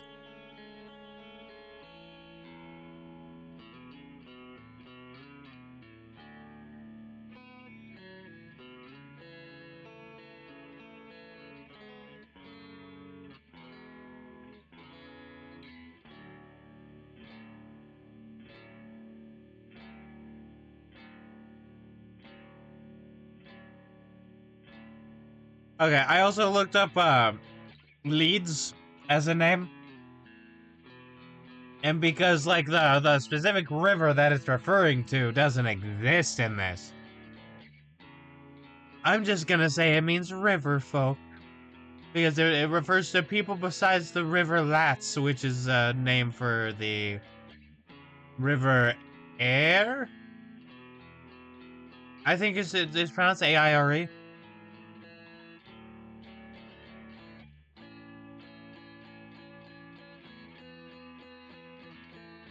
Let me see. Sadler name meaning. Oh, Sadler is what I thought it was. Somebody. It's a job. It's like Smith or Thatcher or Miller, where it's somebody who works with saddles.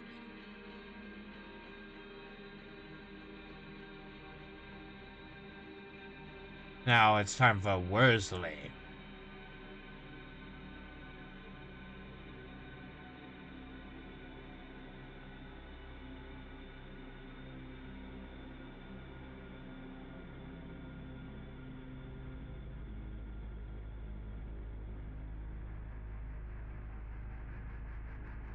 Worsley, Worsley, Worsley.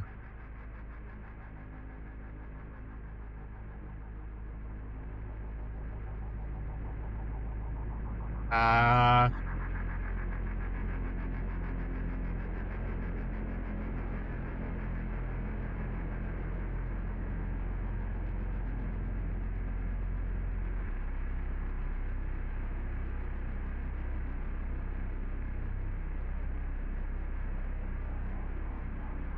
Surprisingly fucking complicated etymology for the name Worsley.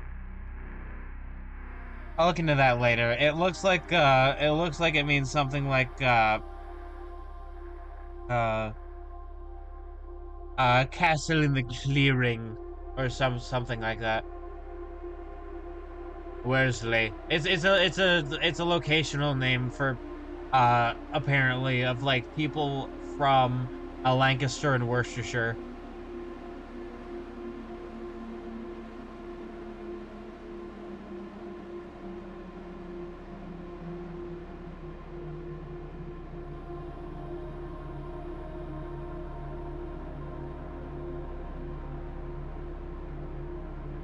All right, Hambard. I'm looking at these names to see if I can like glean anything about these people.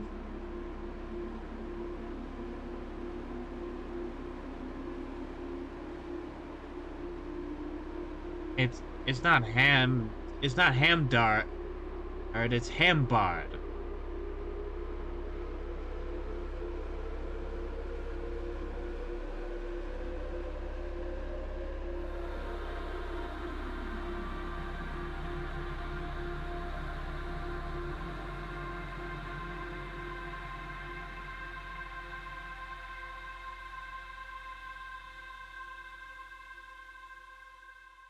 Did I miss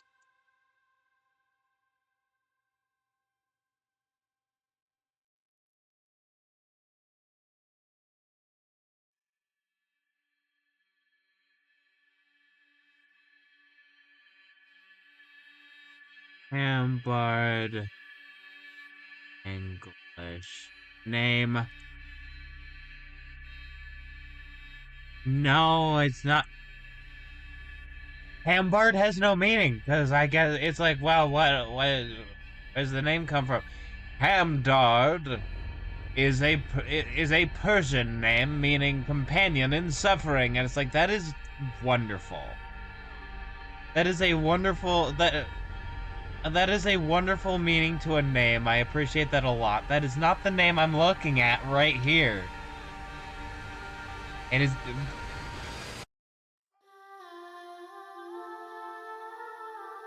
Nodi. Nodi name meaning Nodi.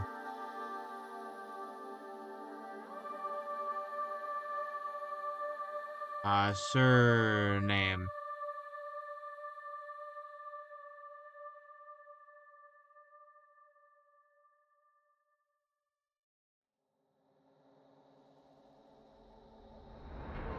Where are you?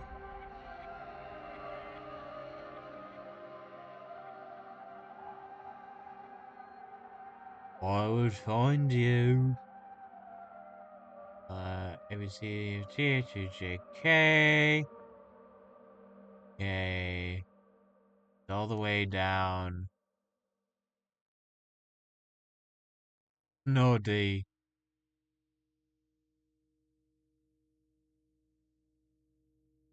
Yeah, it's a name there on the list of like pre-1600 surnames. I'm seeing it. And same with Hambard.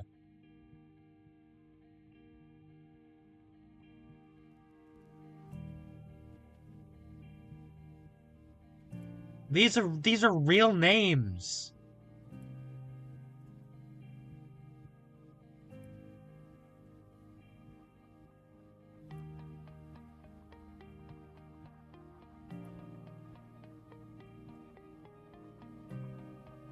Like come on, they're real. The Hambard! The Hambard is real!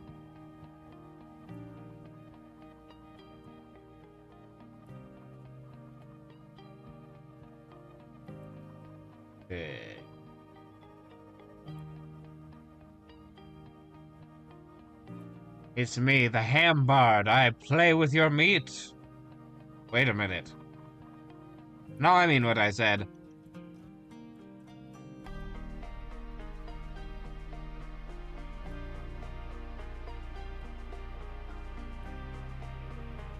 No, D. You see, that's a cool name, but I cannot find the etymology. I want to find the etymology of this name. Because I can tell it's real, it's in databases of old names. But they're not telling me what name it is.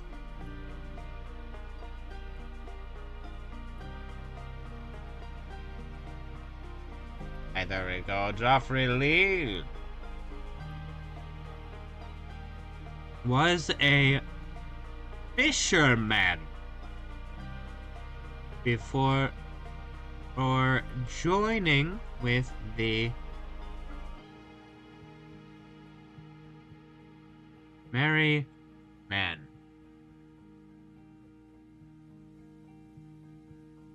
The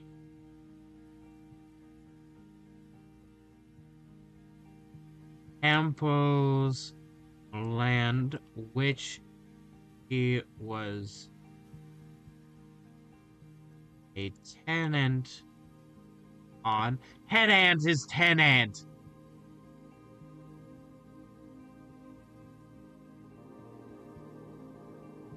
It's not two ends. Sometimes you just have to type letters crazy enough in order to do them double. Hambard and Nodi. Let me see. Okay, tenant on had overfished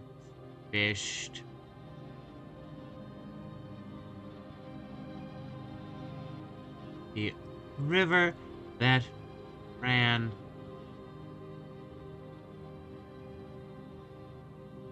the local river, leaving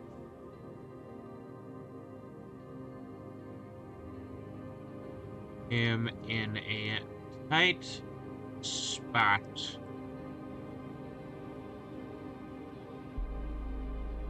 It was tax season soon, and as he got more desperate,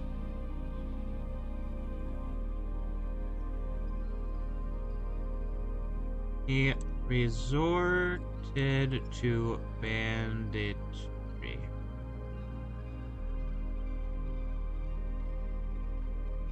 And overhunted the land.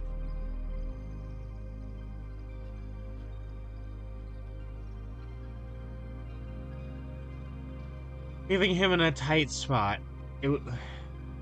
it was tax season soon, and he got more desperate. And as he got more desperate,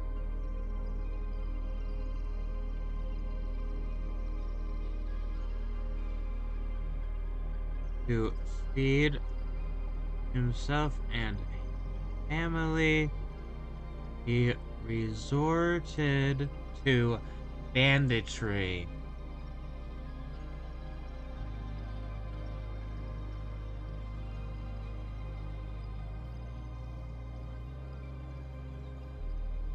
Very good. Very good, very awesome, very cool. Welcome to banditry, Squidward. I hope you like stealing.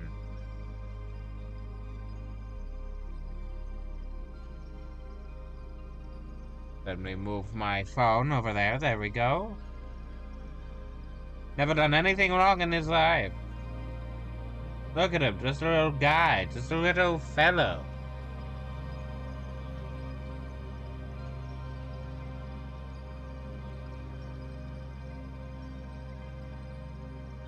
Look at this itty bitty little guy, this tiny man. He has never done anything wrong in his life. Joffrey leads. At length. Click on him. Never in a million years has he done anything wrong in his life.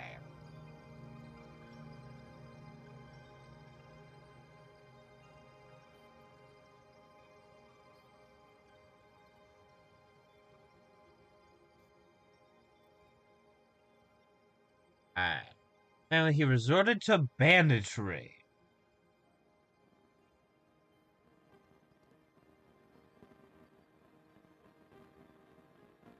Let me just say thievery.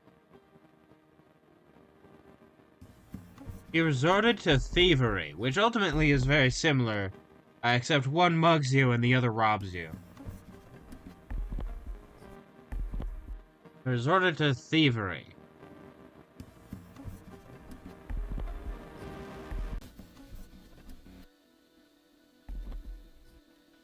Alright, there we go, there we go.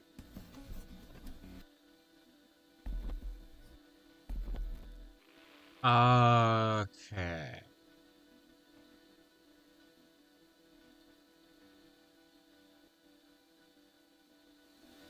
That's when he met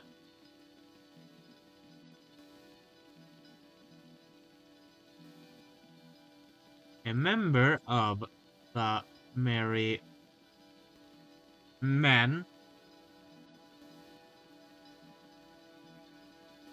Though unfortunately, the new found connection didn't couldn't save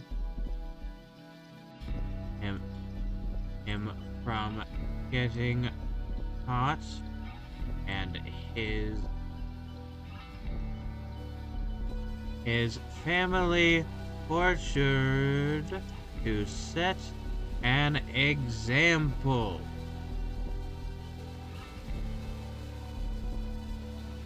There we go.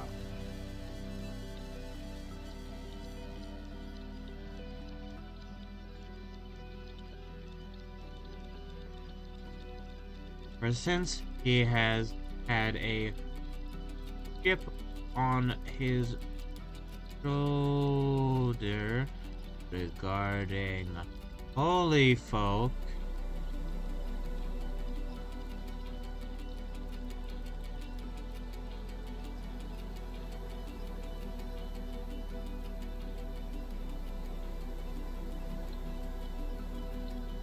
while otherwise being rather amicable.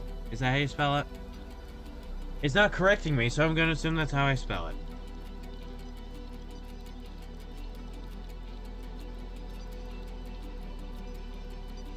I realized that, like, I don't know. I realized that I've sort of given him little bits of patches in there. You know, a thief with a chip on his shoulder regarding clerics. Amicable otherwise. I entirely by accident. I will not be fixing anything.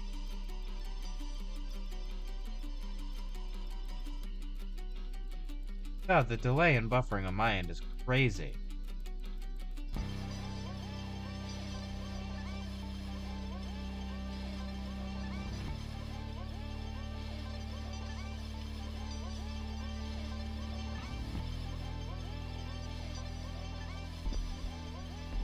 Ma'am, I'd like you to meet Crazy.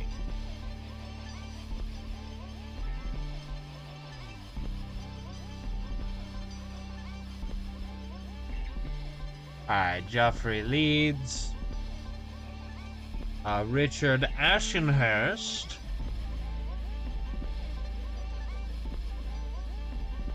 Marmaduke Sadler. Lewin Worsley. Ulrich Hambard. And Bartholomew Noddy. What did those last two names mean? Did they just decide, hey, these sound good, I'll choose these? Because that is incredibly likely. It's just unfortunate for me because it's not helpful.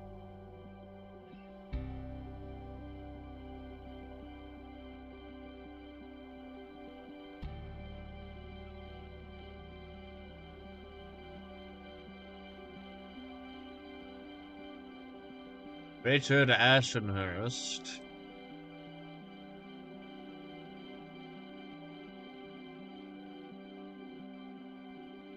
Is a man from a village undone by plague. There we go. He's survived while the rest of his village died of plague. There we go. I'm cursing all these men to have tragic backstories, by the way.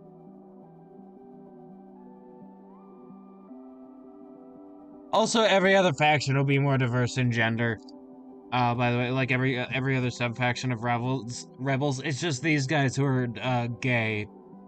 They're a polycule of gay men. So you know.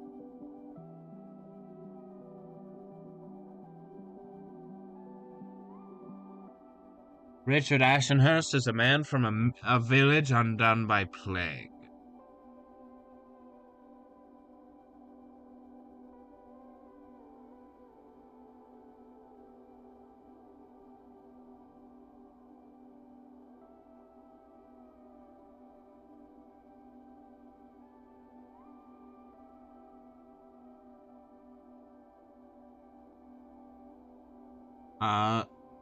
Being the only one to survive the affliction.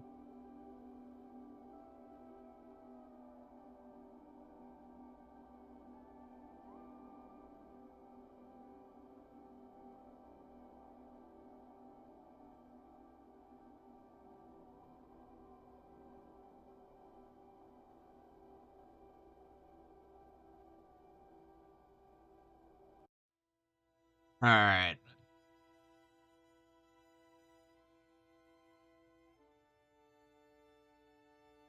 Wandering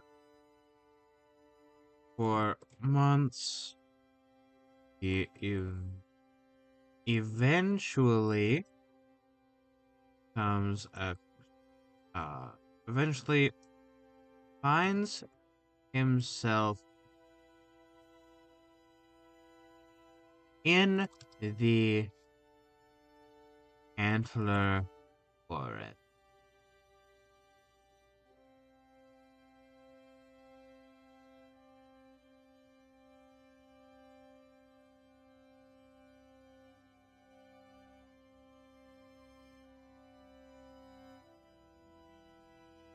I just thought of something really fun. I just thought of something really fun for the spring of camaraderie.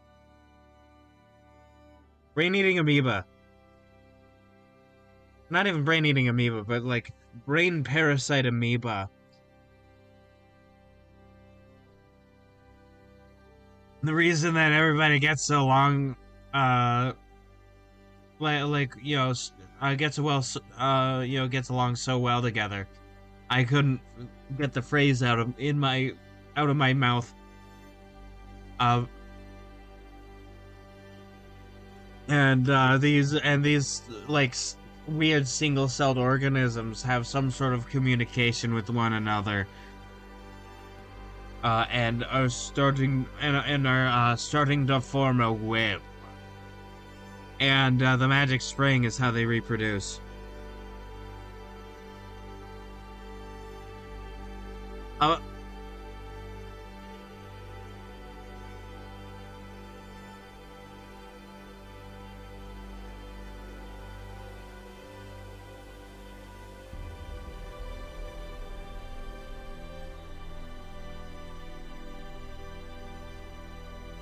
and you know they're leading people in to join the not join the polycule, but you know join the camaraderie. Polycule is optional. No, joining the camaraderie in order to spread this parasite. I mean, the people are not aware that that's what they're doing. But like, you know, that's kind of what's happening. Like, that would be cool. Or maybe some like something that starts off as a little tiny polyp, but eventually becomes larger and roots itself in the brain, like in the brain stem. Imagine going to the spring so much, and then one of the few times your brain fog clears,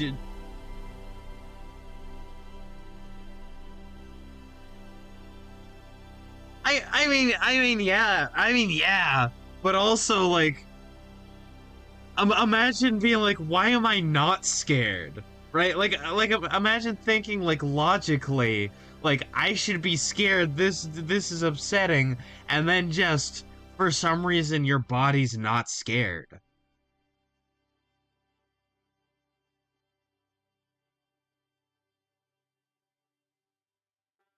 Like that would also be fucking scary because it's kind of like losing control of your body a little bit.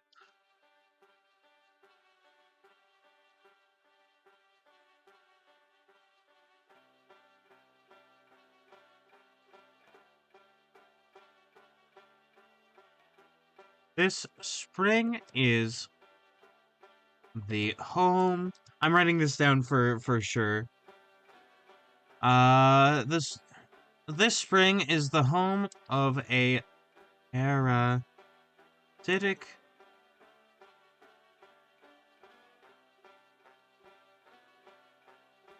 organism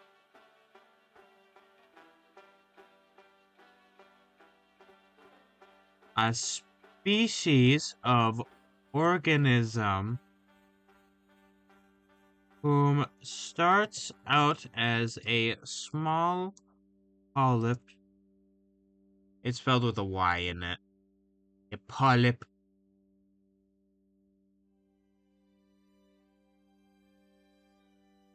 Before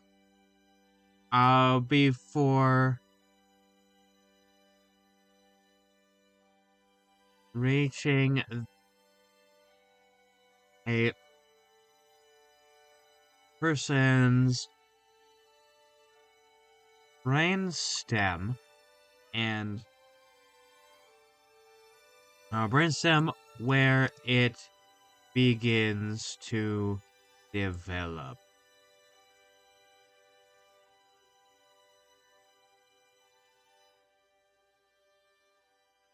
All those within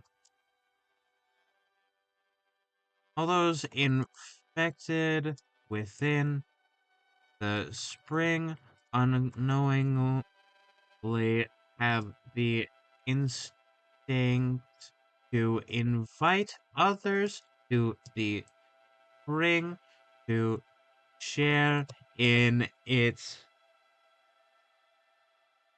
comfort.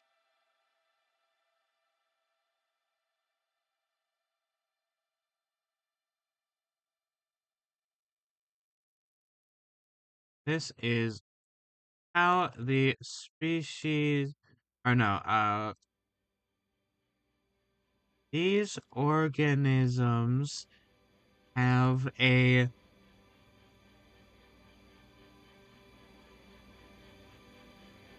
telepathic connection with one another, forming a coordinated. That those. It has healing properties. Oh yeah, no, like the wait, no, it's the fountain of youth. Yeah, that's right. It's the fountain of eternal youth. Come on.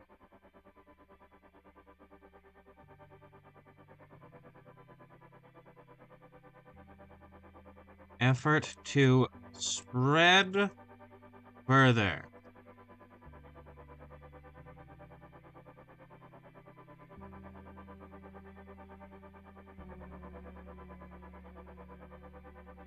Yeah, come on, trust me. Trust me, this is the best spring. You can use this water and it purifies anything. Yep. Just pour it in your beer. Just use it for ale.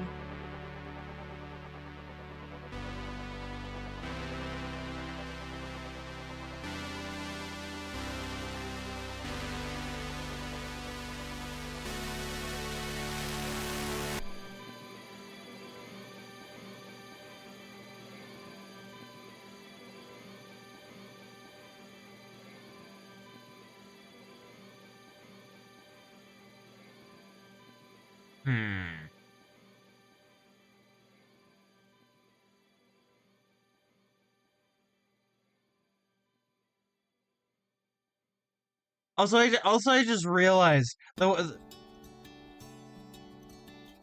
this is kind of like this is sort of like a parasitic fungus almost, but like a polyp. Which, fun fact about polyps, that's actually the name for the children of jellyfish and coral. Is a polyp.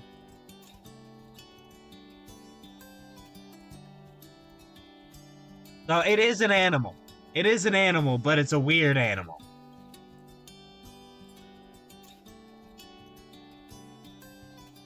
This will be a fun little plot, I think. You know, sort of a body snatcher polycule. You will join them. The water's great.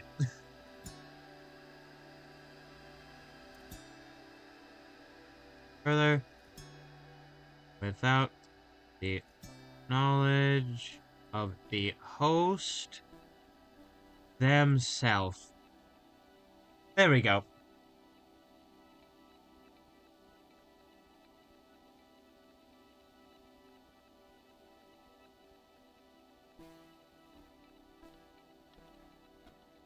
Let's see. I think it would be interesting if the further away from this spring so an infected person goes, the like worse they feel emotionally. Right? Like they are having a wonderful time in the spring. And you want to get people to be in the spring.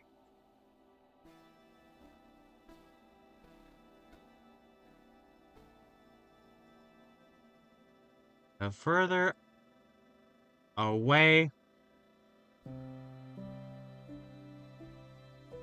And then I can cut some of this out and then like paste it into the actual like page once I add that in. And then you know for the Antler Forest because it's in there and then I get to talk about this fun shit.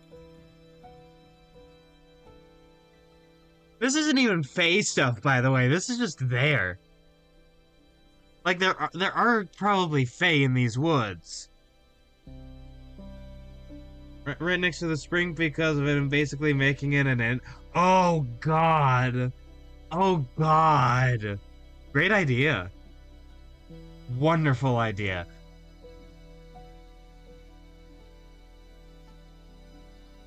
Yeah, yeah, like one of those bathhouses almost. Now now imagine if due to the foot traffic, there's a road, because most medieval roads are a desire pass where people just sort of like walked where people were walking and all the things got trampled. But imagine there's enough foot traffic that there's a small road leading to the inn, or to the bathhouse.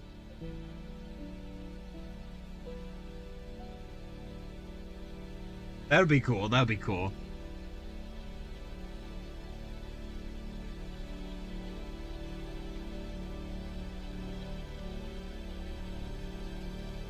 I think the most important thing for this, uh if we're gonna do, if stuff is gonna be done with this mechanically with like players, is it is important not to take away their agency. Right? Because this thing doesn't take complete control over the people. It just makes them really, really like the spring and want other people to enjoy the spring.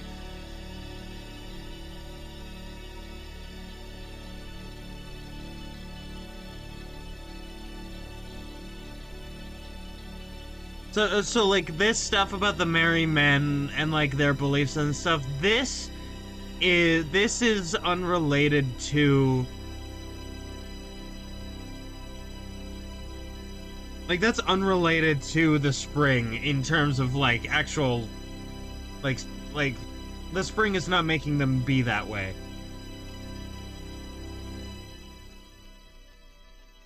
Well, maybe them being close, uh, comrades.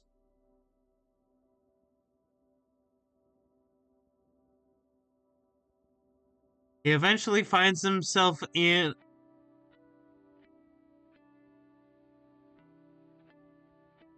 he eventually hold on, finds himself in the antler forest on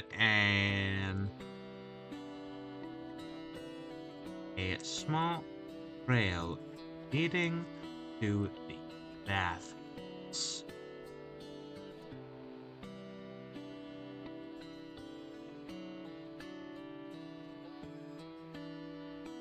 The ring of camaraderie.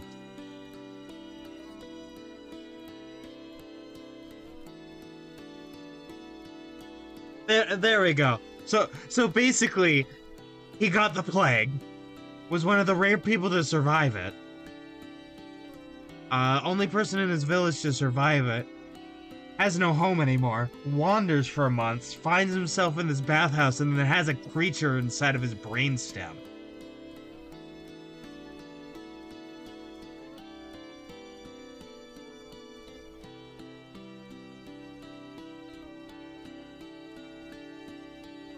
Like, that's fucking tragic.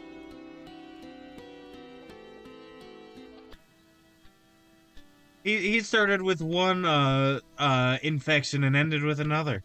Well, it's not gonna kill. Well, no, I'm thinking about that. It would be really fun if like the very late stage of the infection, the polyp in your brainstem grows into a coral, and then you become planted to the spring, and that coral and the coral of others ends up like forming new pools as the water comes gushing out, and the polyps. and so the springs are slowly growing.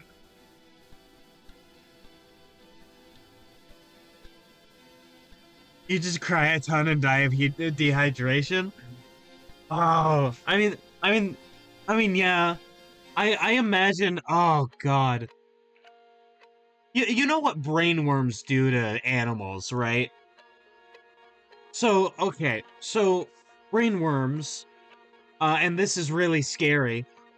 Uh, when they get in the brain, they will implant, and they're ready to reproduce. They will plant the instinct into the animal to go to a body of stagnant, like stale water, and drown itself.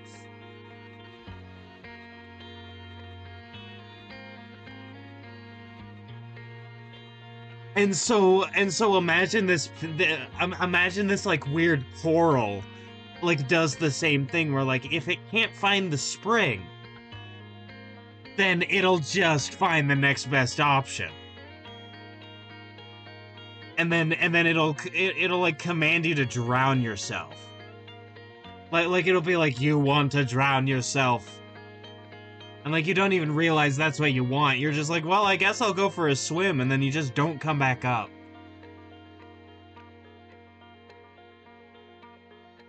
And then boom, you have a new spring.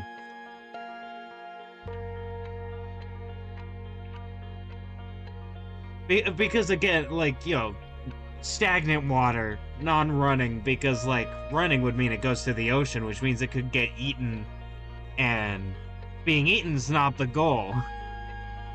Because it's hard to get to the brainstem when you're eaten.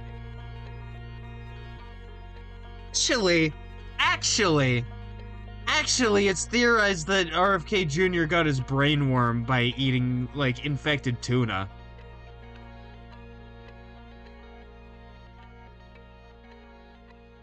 Although he also got mercury poisoning from eating too much tuna, so I have a feeling that it's one or the other. I might have gotten it from something else. But still, so like I don't know. Maybe they do want to be eaten.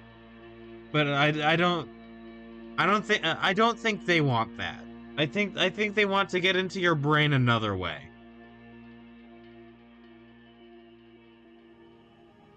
The crying a ton is a very good aesthetic, though. I might have like the coral and like the people like cry this like polyp-filled water.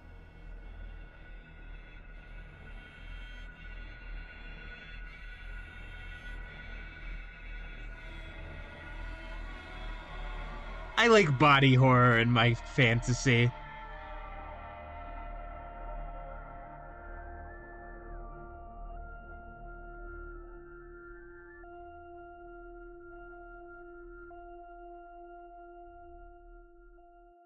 Now, will I write that down right now? Not necessarily. But I do have this all recorded, which means that this is effectively written down. So here's what I'm gonna do. It is a bit past 3, which means that if I get rid of that, don't mind this.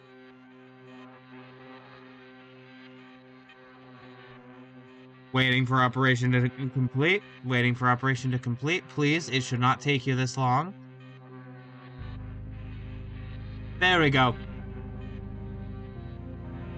My idea for that was that they'd cry enough to make a little puddle for... Oh!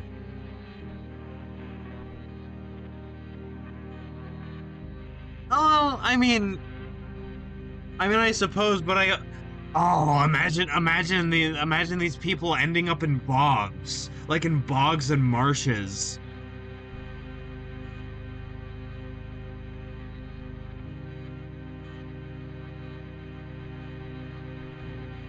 So like there's like an area called the coral bogs, and there are stories of like people going in there and coming back wrong, like being replaced which is kind of not true, but I really like stories of people being replaced, especially when they're unrelated.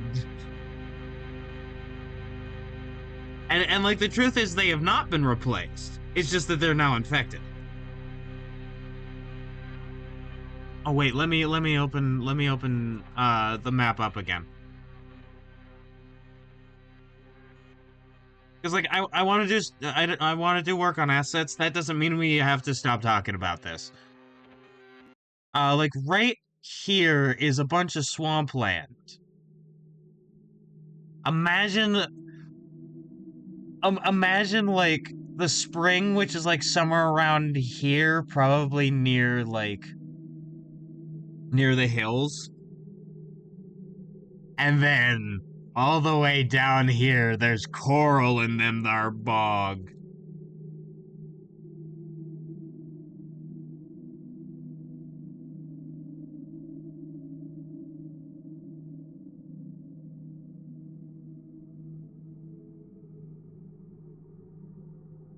There we go. Let me move my phone. Actually, my phone is in a good position. I need to move my drawing tablet.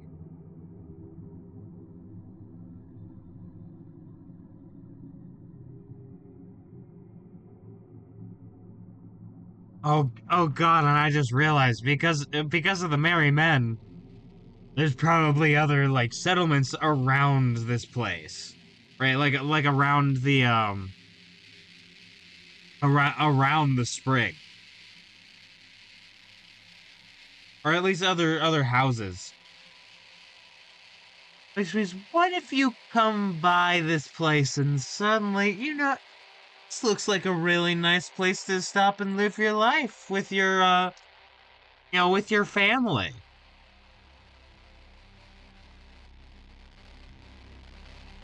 After thinking about it a bit while steaming your bones, this place looks mighty grand. And then suddenly you have an entire small community that's this coral sort of Shadow over Innsmouth style.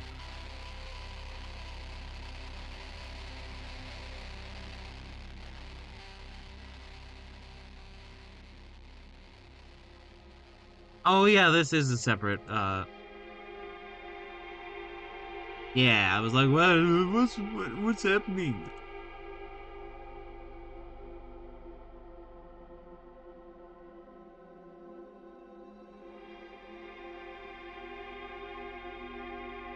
Okay, and then here is body line art, which means new layer right here.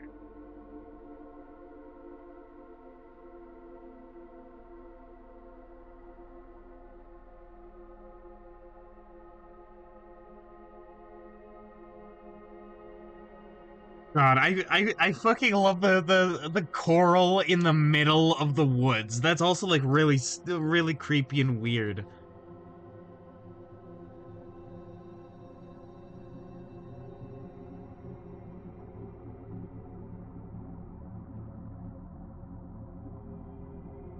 I mean, I just like I just also like the aesthetic of like uh some sort of weird fantasy forest looking a bit more like a reef than like a forest of trees. Like there's this whole other setting that I have where there's an area where like it's on land, but it's stuff like anemones and clams and like land kelp, and the land kelp is like predatory. It'll eat you. It's a carnivorous plant. And like weird fish creatures.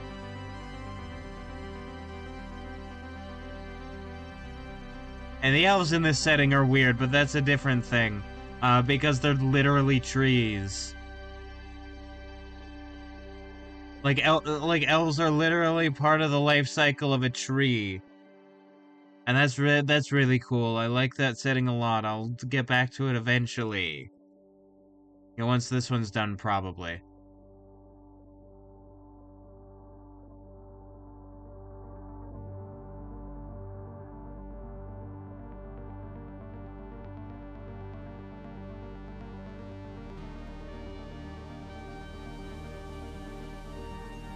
It's that same setting I was talking about where it's like, you know, Silk Song came out, and you know, it when I yeah, people looking at my dwarves that are literally bugs that worship bells.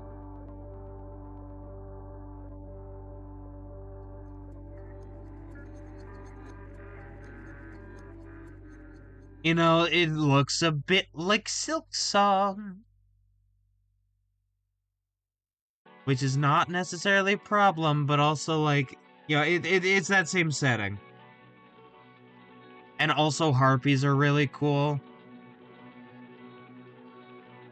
Because like you know, in this setting, dragon is more of like a large like clade of animals. And so like you have cobalt, you know, you have all the things in their own weird stuff, and I'm just calling them the known fantasy names for convenience sake until I come up with like cool names. But yeah, basically harpies are uh sapient, roughly human-sized but very much not humanoid dragons. Now they don't look necessarily like dragons, you know, proper, because again, wide clade. But like, you know, they have you know, 6 limbs, 2 of which are either another set of arms or like wings, or wings turned back into arms because, you know, gained flight and then lost it again. That's a whole nother thing.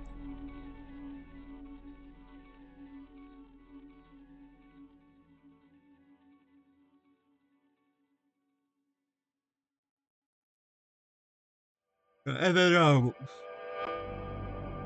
harpies are in there, kobolds are in there, for a lack of a better term, dragonborn are in there, but I don't know what their thing is.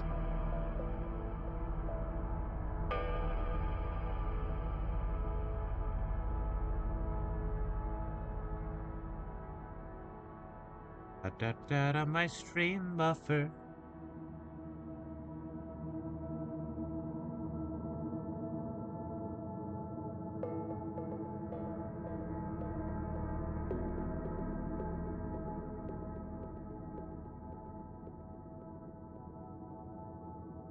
Alright, there we go. Let's see the delay on it now, which probably buffered more.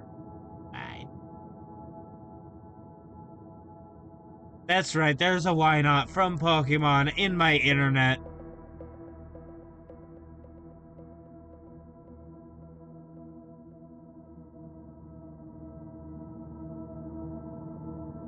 It's eating my internet. Yummy yummy.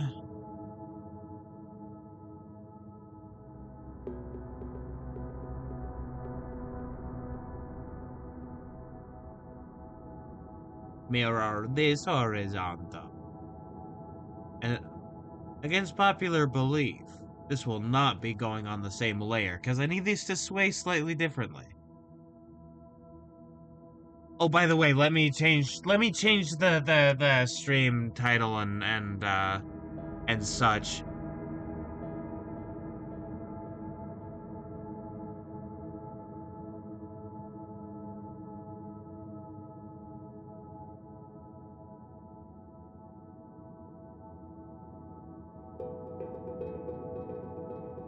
I guess we doing circles now. Asset time. Smiley face.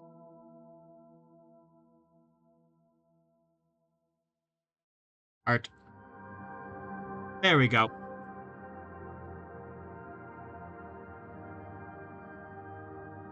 There we go. Stream status and such has been updated. Hip hip and perhaps even hooray.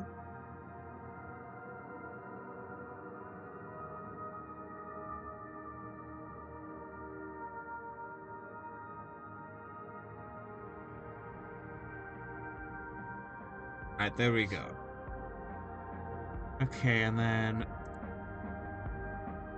lagging in my America.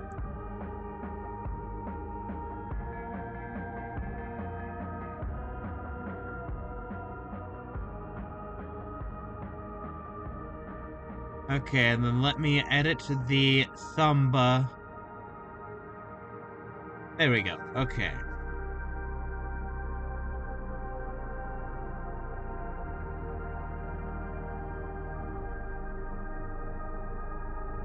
And I have a very important question for you about that other setting I was talking about. You know, anybody and everybody.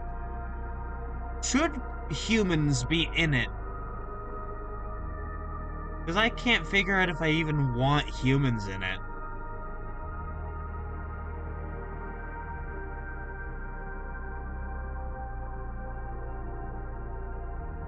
Like, I don't know if I want them in it anymore.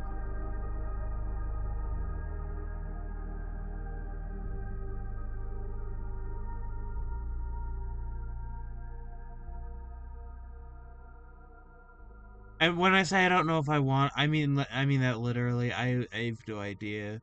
Because I keep waffling back and forth on, like, interesting ideas and then being like, no, that doesn't work.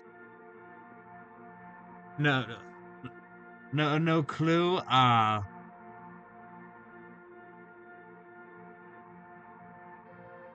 Even when I do, it's just reality, but with a few differences.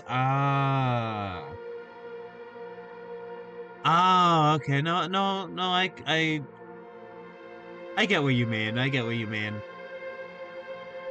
I could make them fucking weird, or I guess the fact that they're there in the way that they are is weird.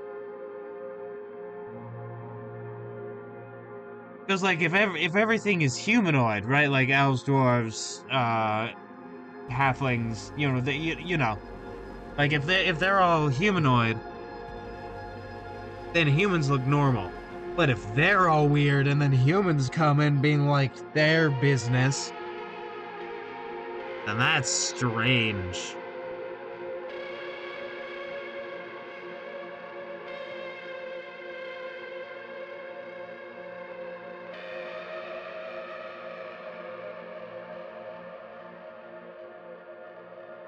And our line art. Is it a surprise? I've heard that as the beginning of many a fan fiction. And also multiple stories on the HFY subreddit, which is about sci-fi stories about humans being the best and the coolest. Which is fine. Not always the mood that I'm in. Not always the mood I'm in, but some of the stories are really good.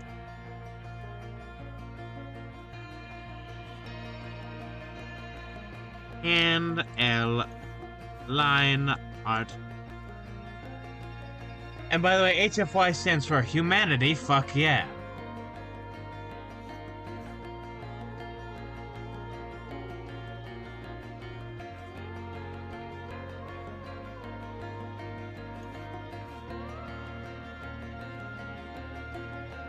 And then I turn. Using my clown powers, I turn on your lights from here.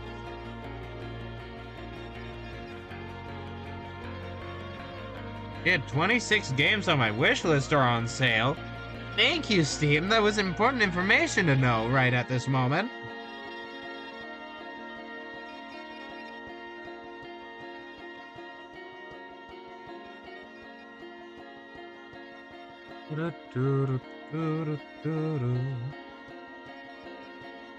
Like I don't know if I'd necessarily count to sort of go back to what you said. I wouldn't necessarily like say that that is a humanless setting. It's just like a humans but kind of weird setting.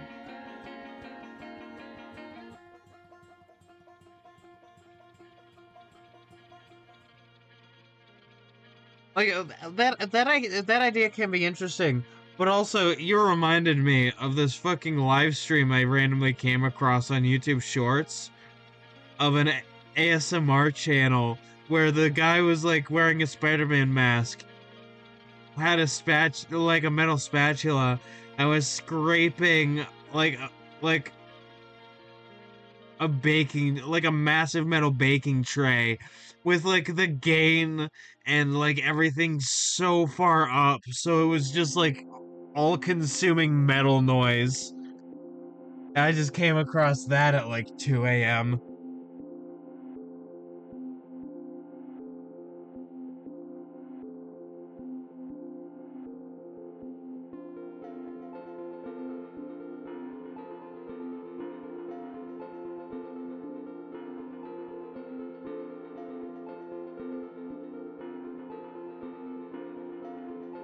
Very funny. I do not want to look for it. I do not want to find it. I want it to leave me alone. But it was very funny when it happened.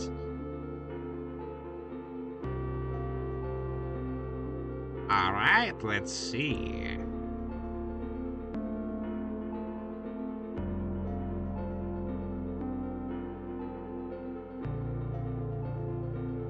Also, I don't know how, like, I don't know how, fast this is gonna get done with. Oh, I might want to, like, do a, filter layer on this, actually, filter mask. Together.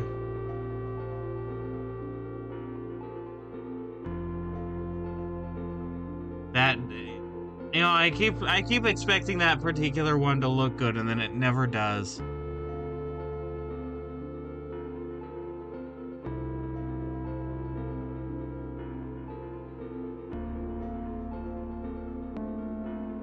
Come on. Can't you just find me something good?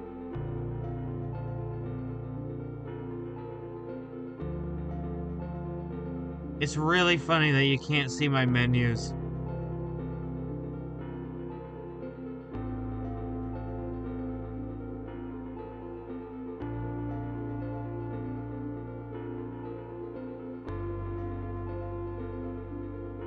Okay, that don't mean nothing.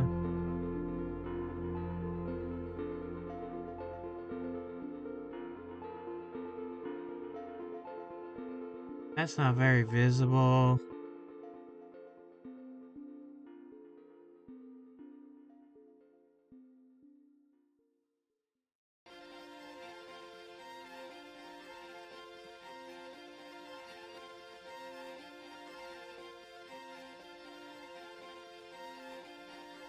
Now, what if I did that though? No, that's fine. Yeah, I think that's fine. That gives a little bit more texture to it.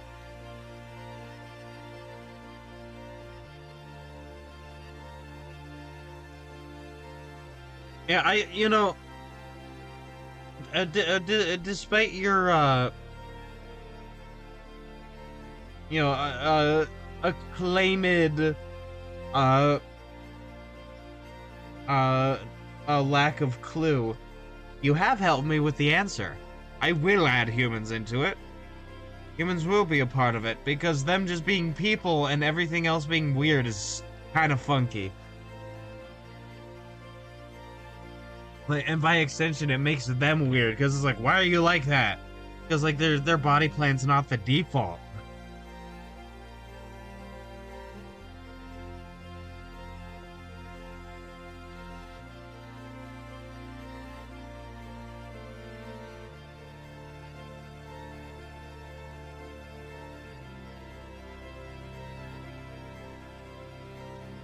Oh, hold on.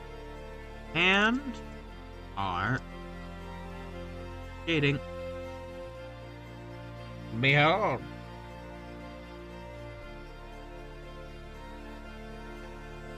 Hold, bees. Behold. Oh, that reminds me. I just learned about a spell from old like AD&D, like Advanced Dungeons and Dragons, and it is just called B. You want to know what B does? Because I'm so happy that this has existed at all at one point.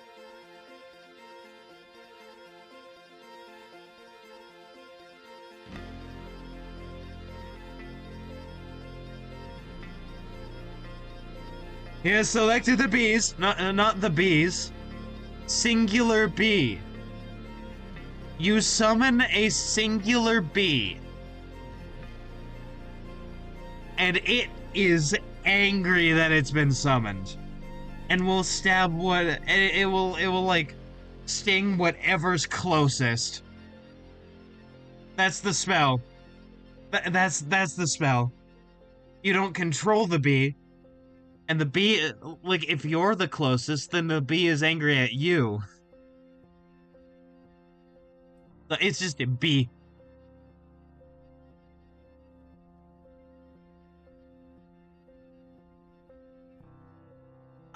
There's some old, like, Advanced Dungeons and Dragons spells like that, and like a stick to snakes, where you can turn sticks into snakes. And you want to know what's the funniest part about spells like bee? Hit by an apple or attacked by a bee. I would rather be attacked by a bee. I've been stung by a bee before. It's not the worst thing. It does suck like ass, but you know, it's not the worst thing. But you know, you want to know the funniest part about the spell bee? So in Advanced Dungeons and Dragons, you can prepare one spell a day. And that is the one spell you can cast. That doesn't mean you can only cast the spell once. It means you can only cast one spell that day. So if you are casting B, that is the one spell that you've picked for that day to cast.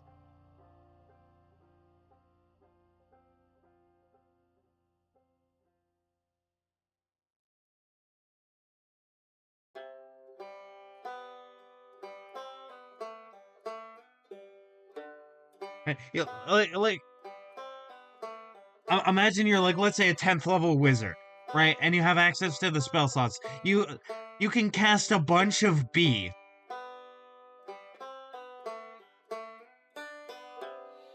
Absolutely best spell ever to exist.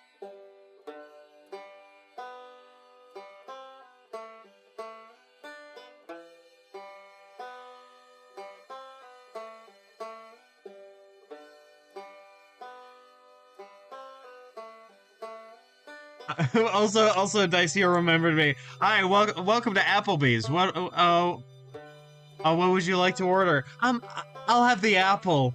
I guess I'll have the bees.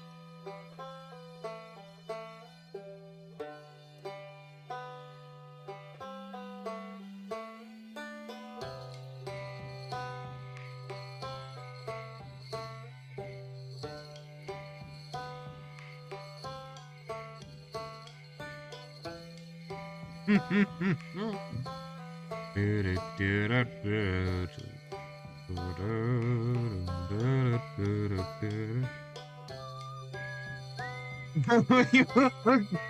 on your date, so you order the bees. You want to prove that you're just a big, strong young man, so you order the bees there.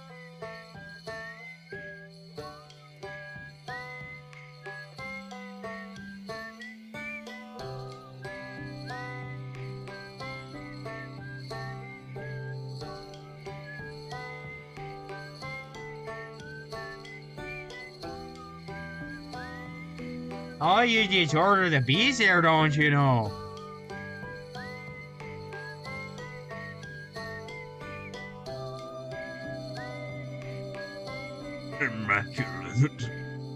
And then I will add filter mask. God, these are gonna be heavy on my computer before I merge them all down. Rough canvas.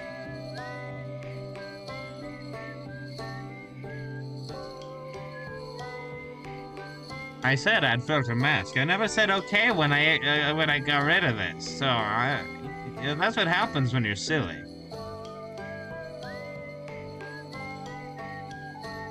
This is what happens when the unseelie court catches you being silly. They string you up and turn you into a scarecrow.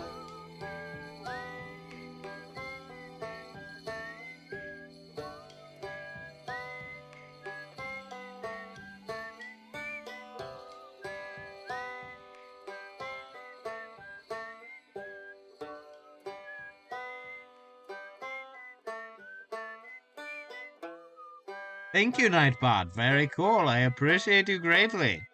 You are one of my esteemed employees.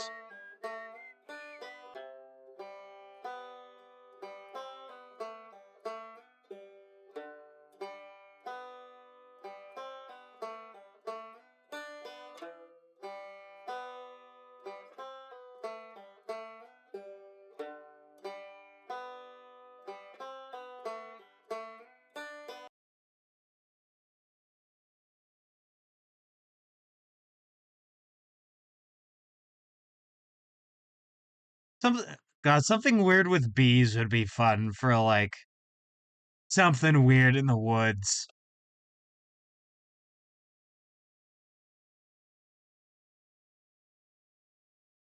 So, you want to know something funny?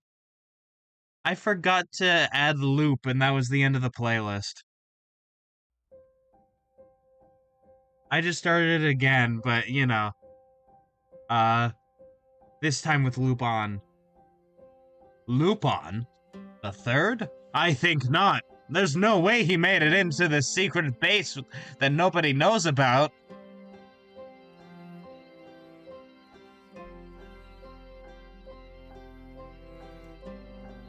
Oh god, Lupin is hacked into my Brian. He's hacked into my Brian Family Guy.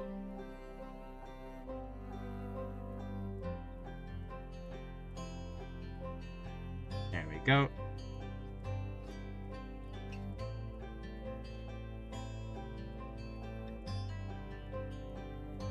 Now that there looks nice.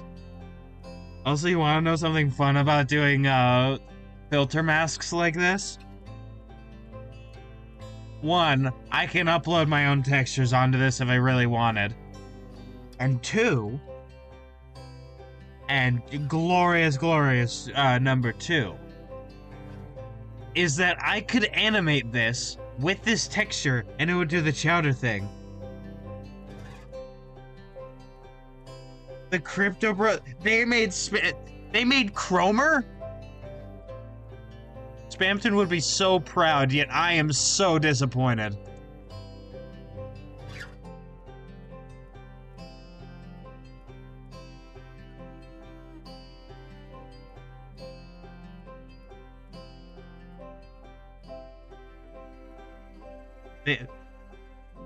He doesn't need money, though. I'm not in it for the money.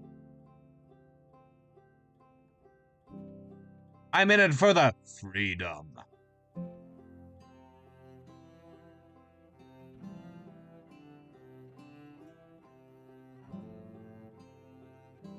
Hey, Lightner, if it isn't my #1 rated customer, 1,000.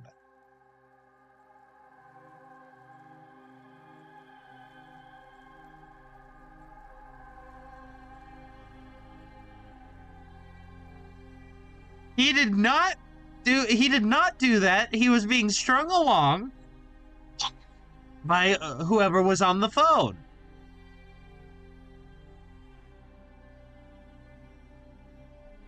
And also, he is an Addison, right? Like, I'm understanding the... like I'm understanding the lore properly, yeah, is that he was an Addison. His literal purpose in life is advertisements. He is a scam ad.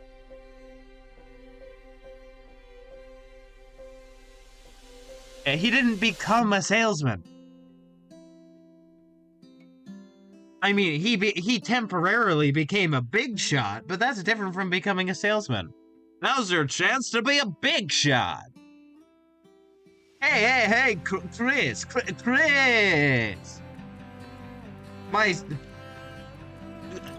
Chris, these scammers make my skin, it hurts.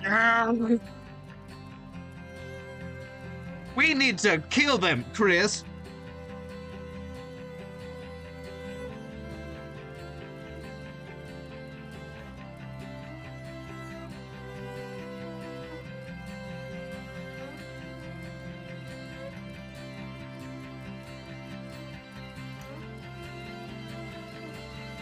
And I just remembered, I'm scared to find out what happens in the future of the Weird Route. Weird Route Festival. Ah.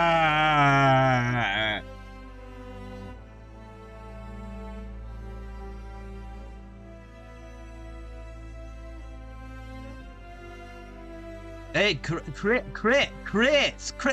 oil me up. I'm here for my calendar photo shoot.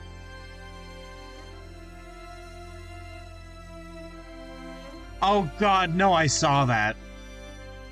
I told them to stop showing it to me twice.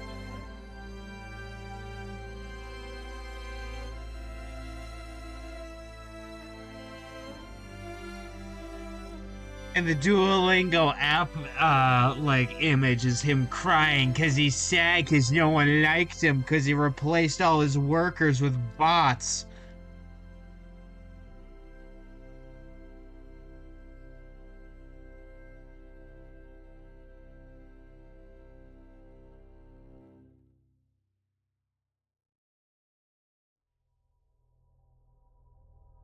Okay, that's pretty good. That's pretty good.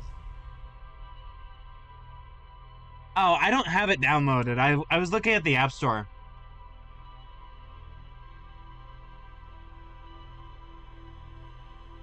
Wait, did he update it? Did they update it because they're on top of the world?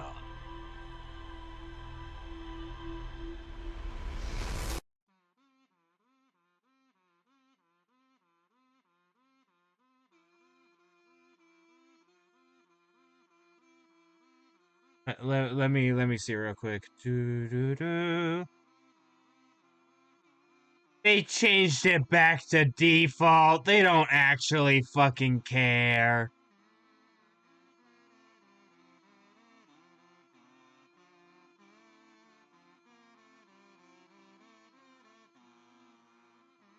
Their sadness is perfectly curated by shareholders.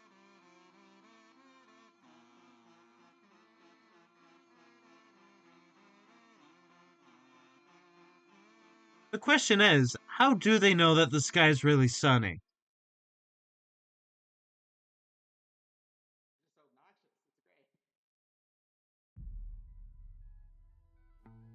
You know the funny song, the annoying rabbit. So generated.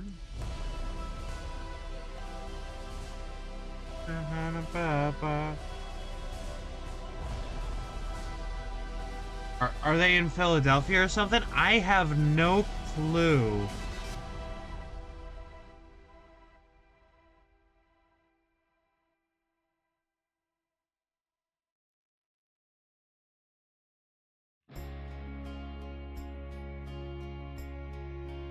Oh, the notification. Oh, right. The notification is is him playing video game. Is him being gamer.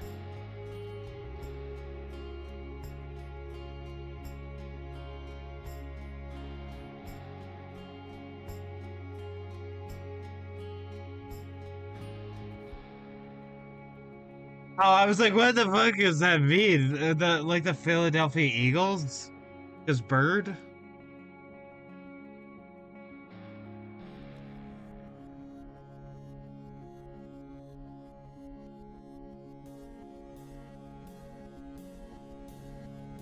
I don't know. I'm not super familiar with sports, but I know they literally destroy their city, which is like every time that the Eagles do anything, which is funny as hell.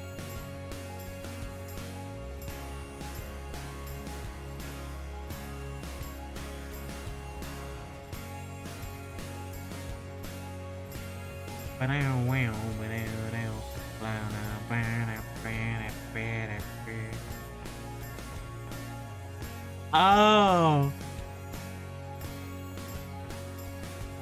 am I just an unknowing bunny?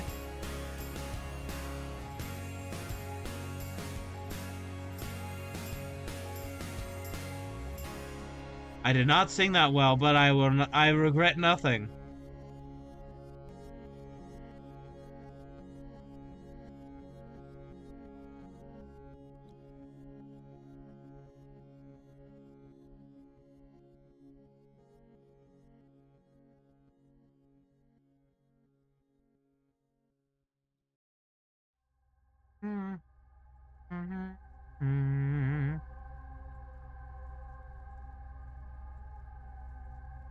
All right, and then we get uh,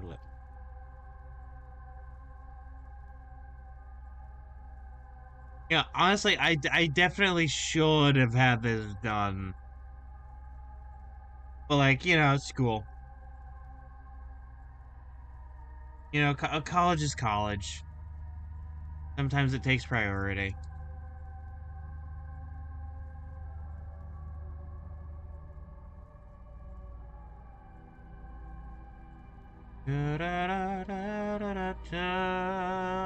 Drawing a hand is very silly, especially when I don't have to do any fingers.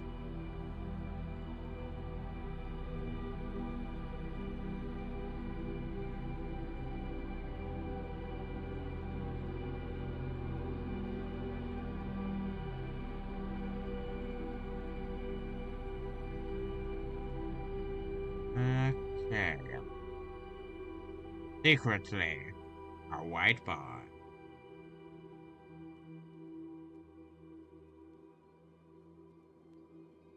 And there we go, and then we grab you with our big meaty claws.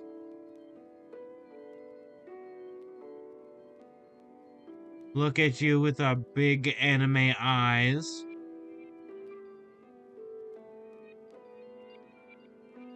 And then erase you with our big SpongeBob eraser.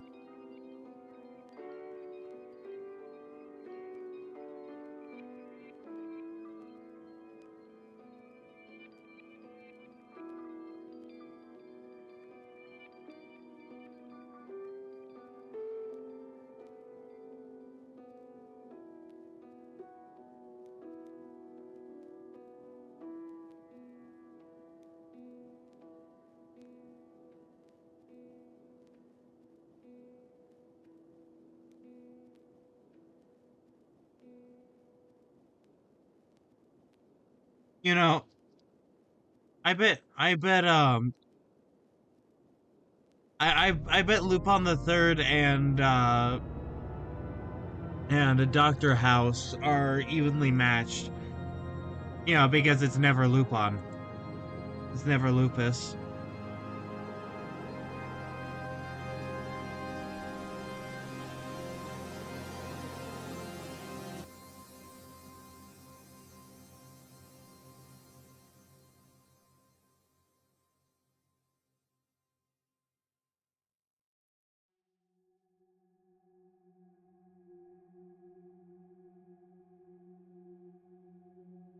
How do I know if the sky is really sunny?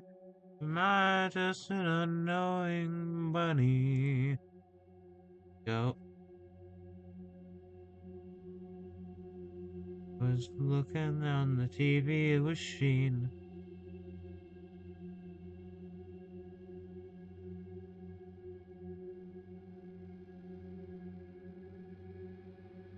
And this hand is very cool and awesome, if I do say so myself. I was about to say my shelf, but you know, I don't want to accidentally build a shelf again.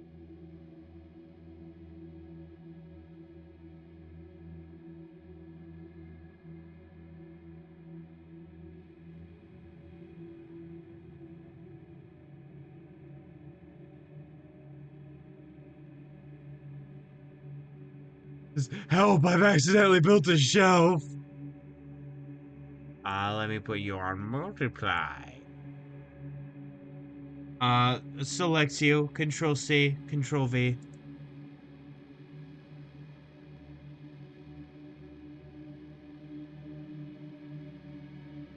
Either pattern. You. Yes. My absolute favorite thing is with the color settings that I'm using for these specific layers. It's not black and white. There's like little color bits of orange and blue.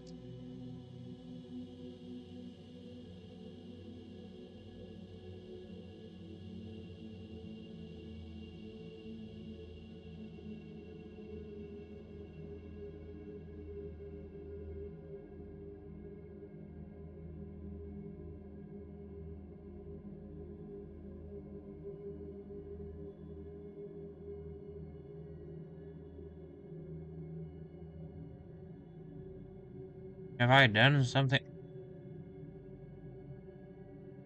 wrong? Brush.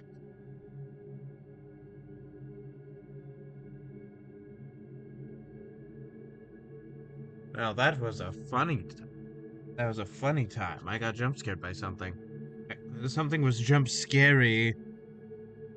Right, there we go. Let me go to like 25.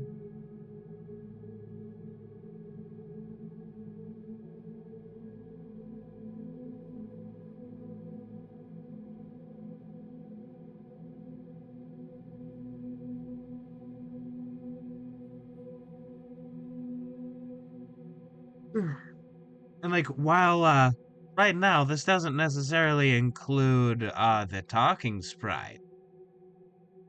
I could probably get that done relatively quickly. Although I also have to do that.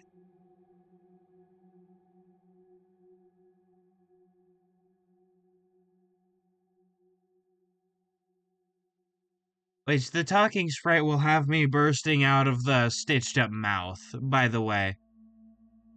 Because like I think that's really fun and cool. Like, you know, it's mostly a normal scarecrow and then I come bursting out like ooga booga booga, scary awooga.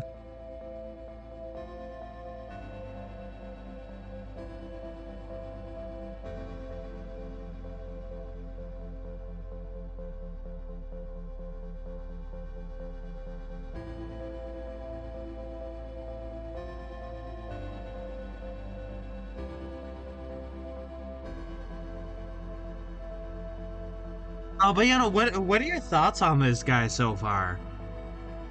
Let me get you, and then you, because I forgot some. I forgot some very important shading. I love English.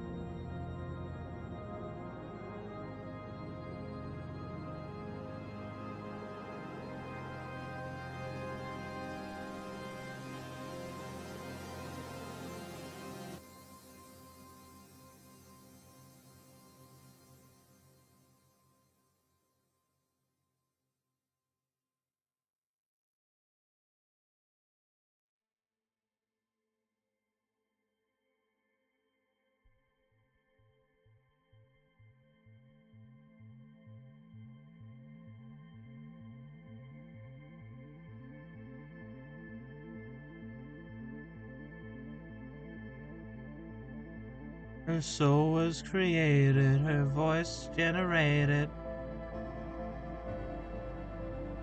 Her soul's never lived in her.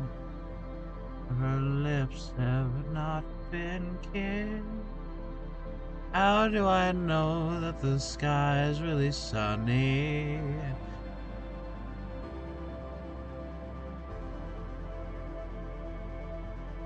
There are a lot of songs I'm good at. The sort of like higher pitched, like crying sort of belt that guy can do is not one that I can personally do myself. And I am only a little jealous.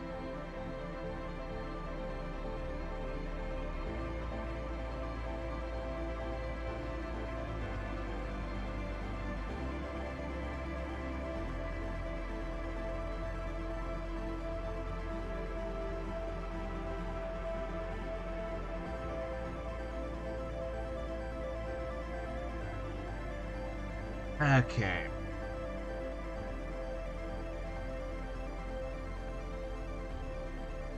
I'm going to save this, and here's the diddly don dealio. Alright. Is that I'm getting rather tired. I did not sleep well last night, so I've been sort of not running off fumes, but I've been running on low. To use a car analogy. So I am going to do my ending read now. I have been Bajongles. You can find me here on Twitch Tuesdays, Thursdays, and Sundays, noon Pacific Standard Time. Also, when I say ending read, I mean, I've recited this. I did not write this down. This is just like, to say I'm reading is a lie. But everything else about it is very real. It's as real as it gets.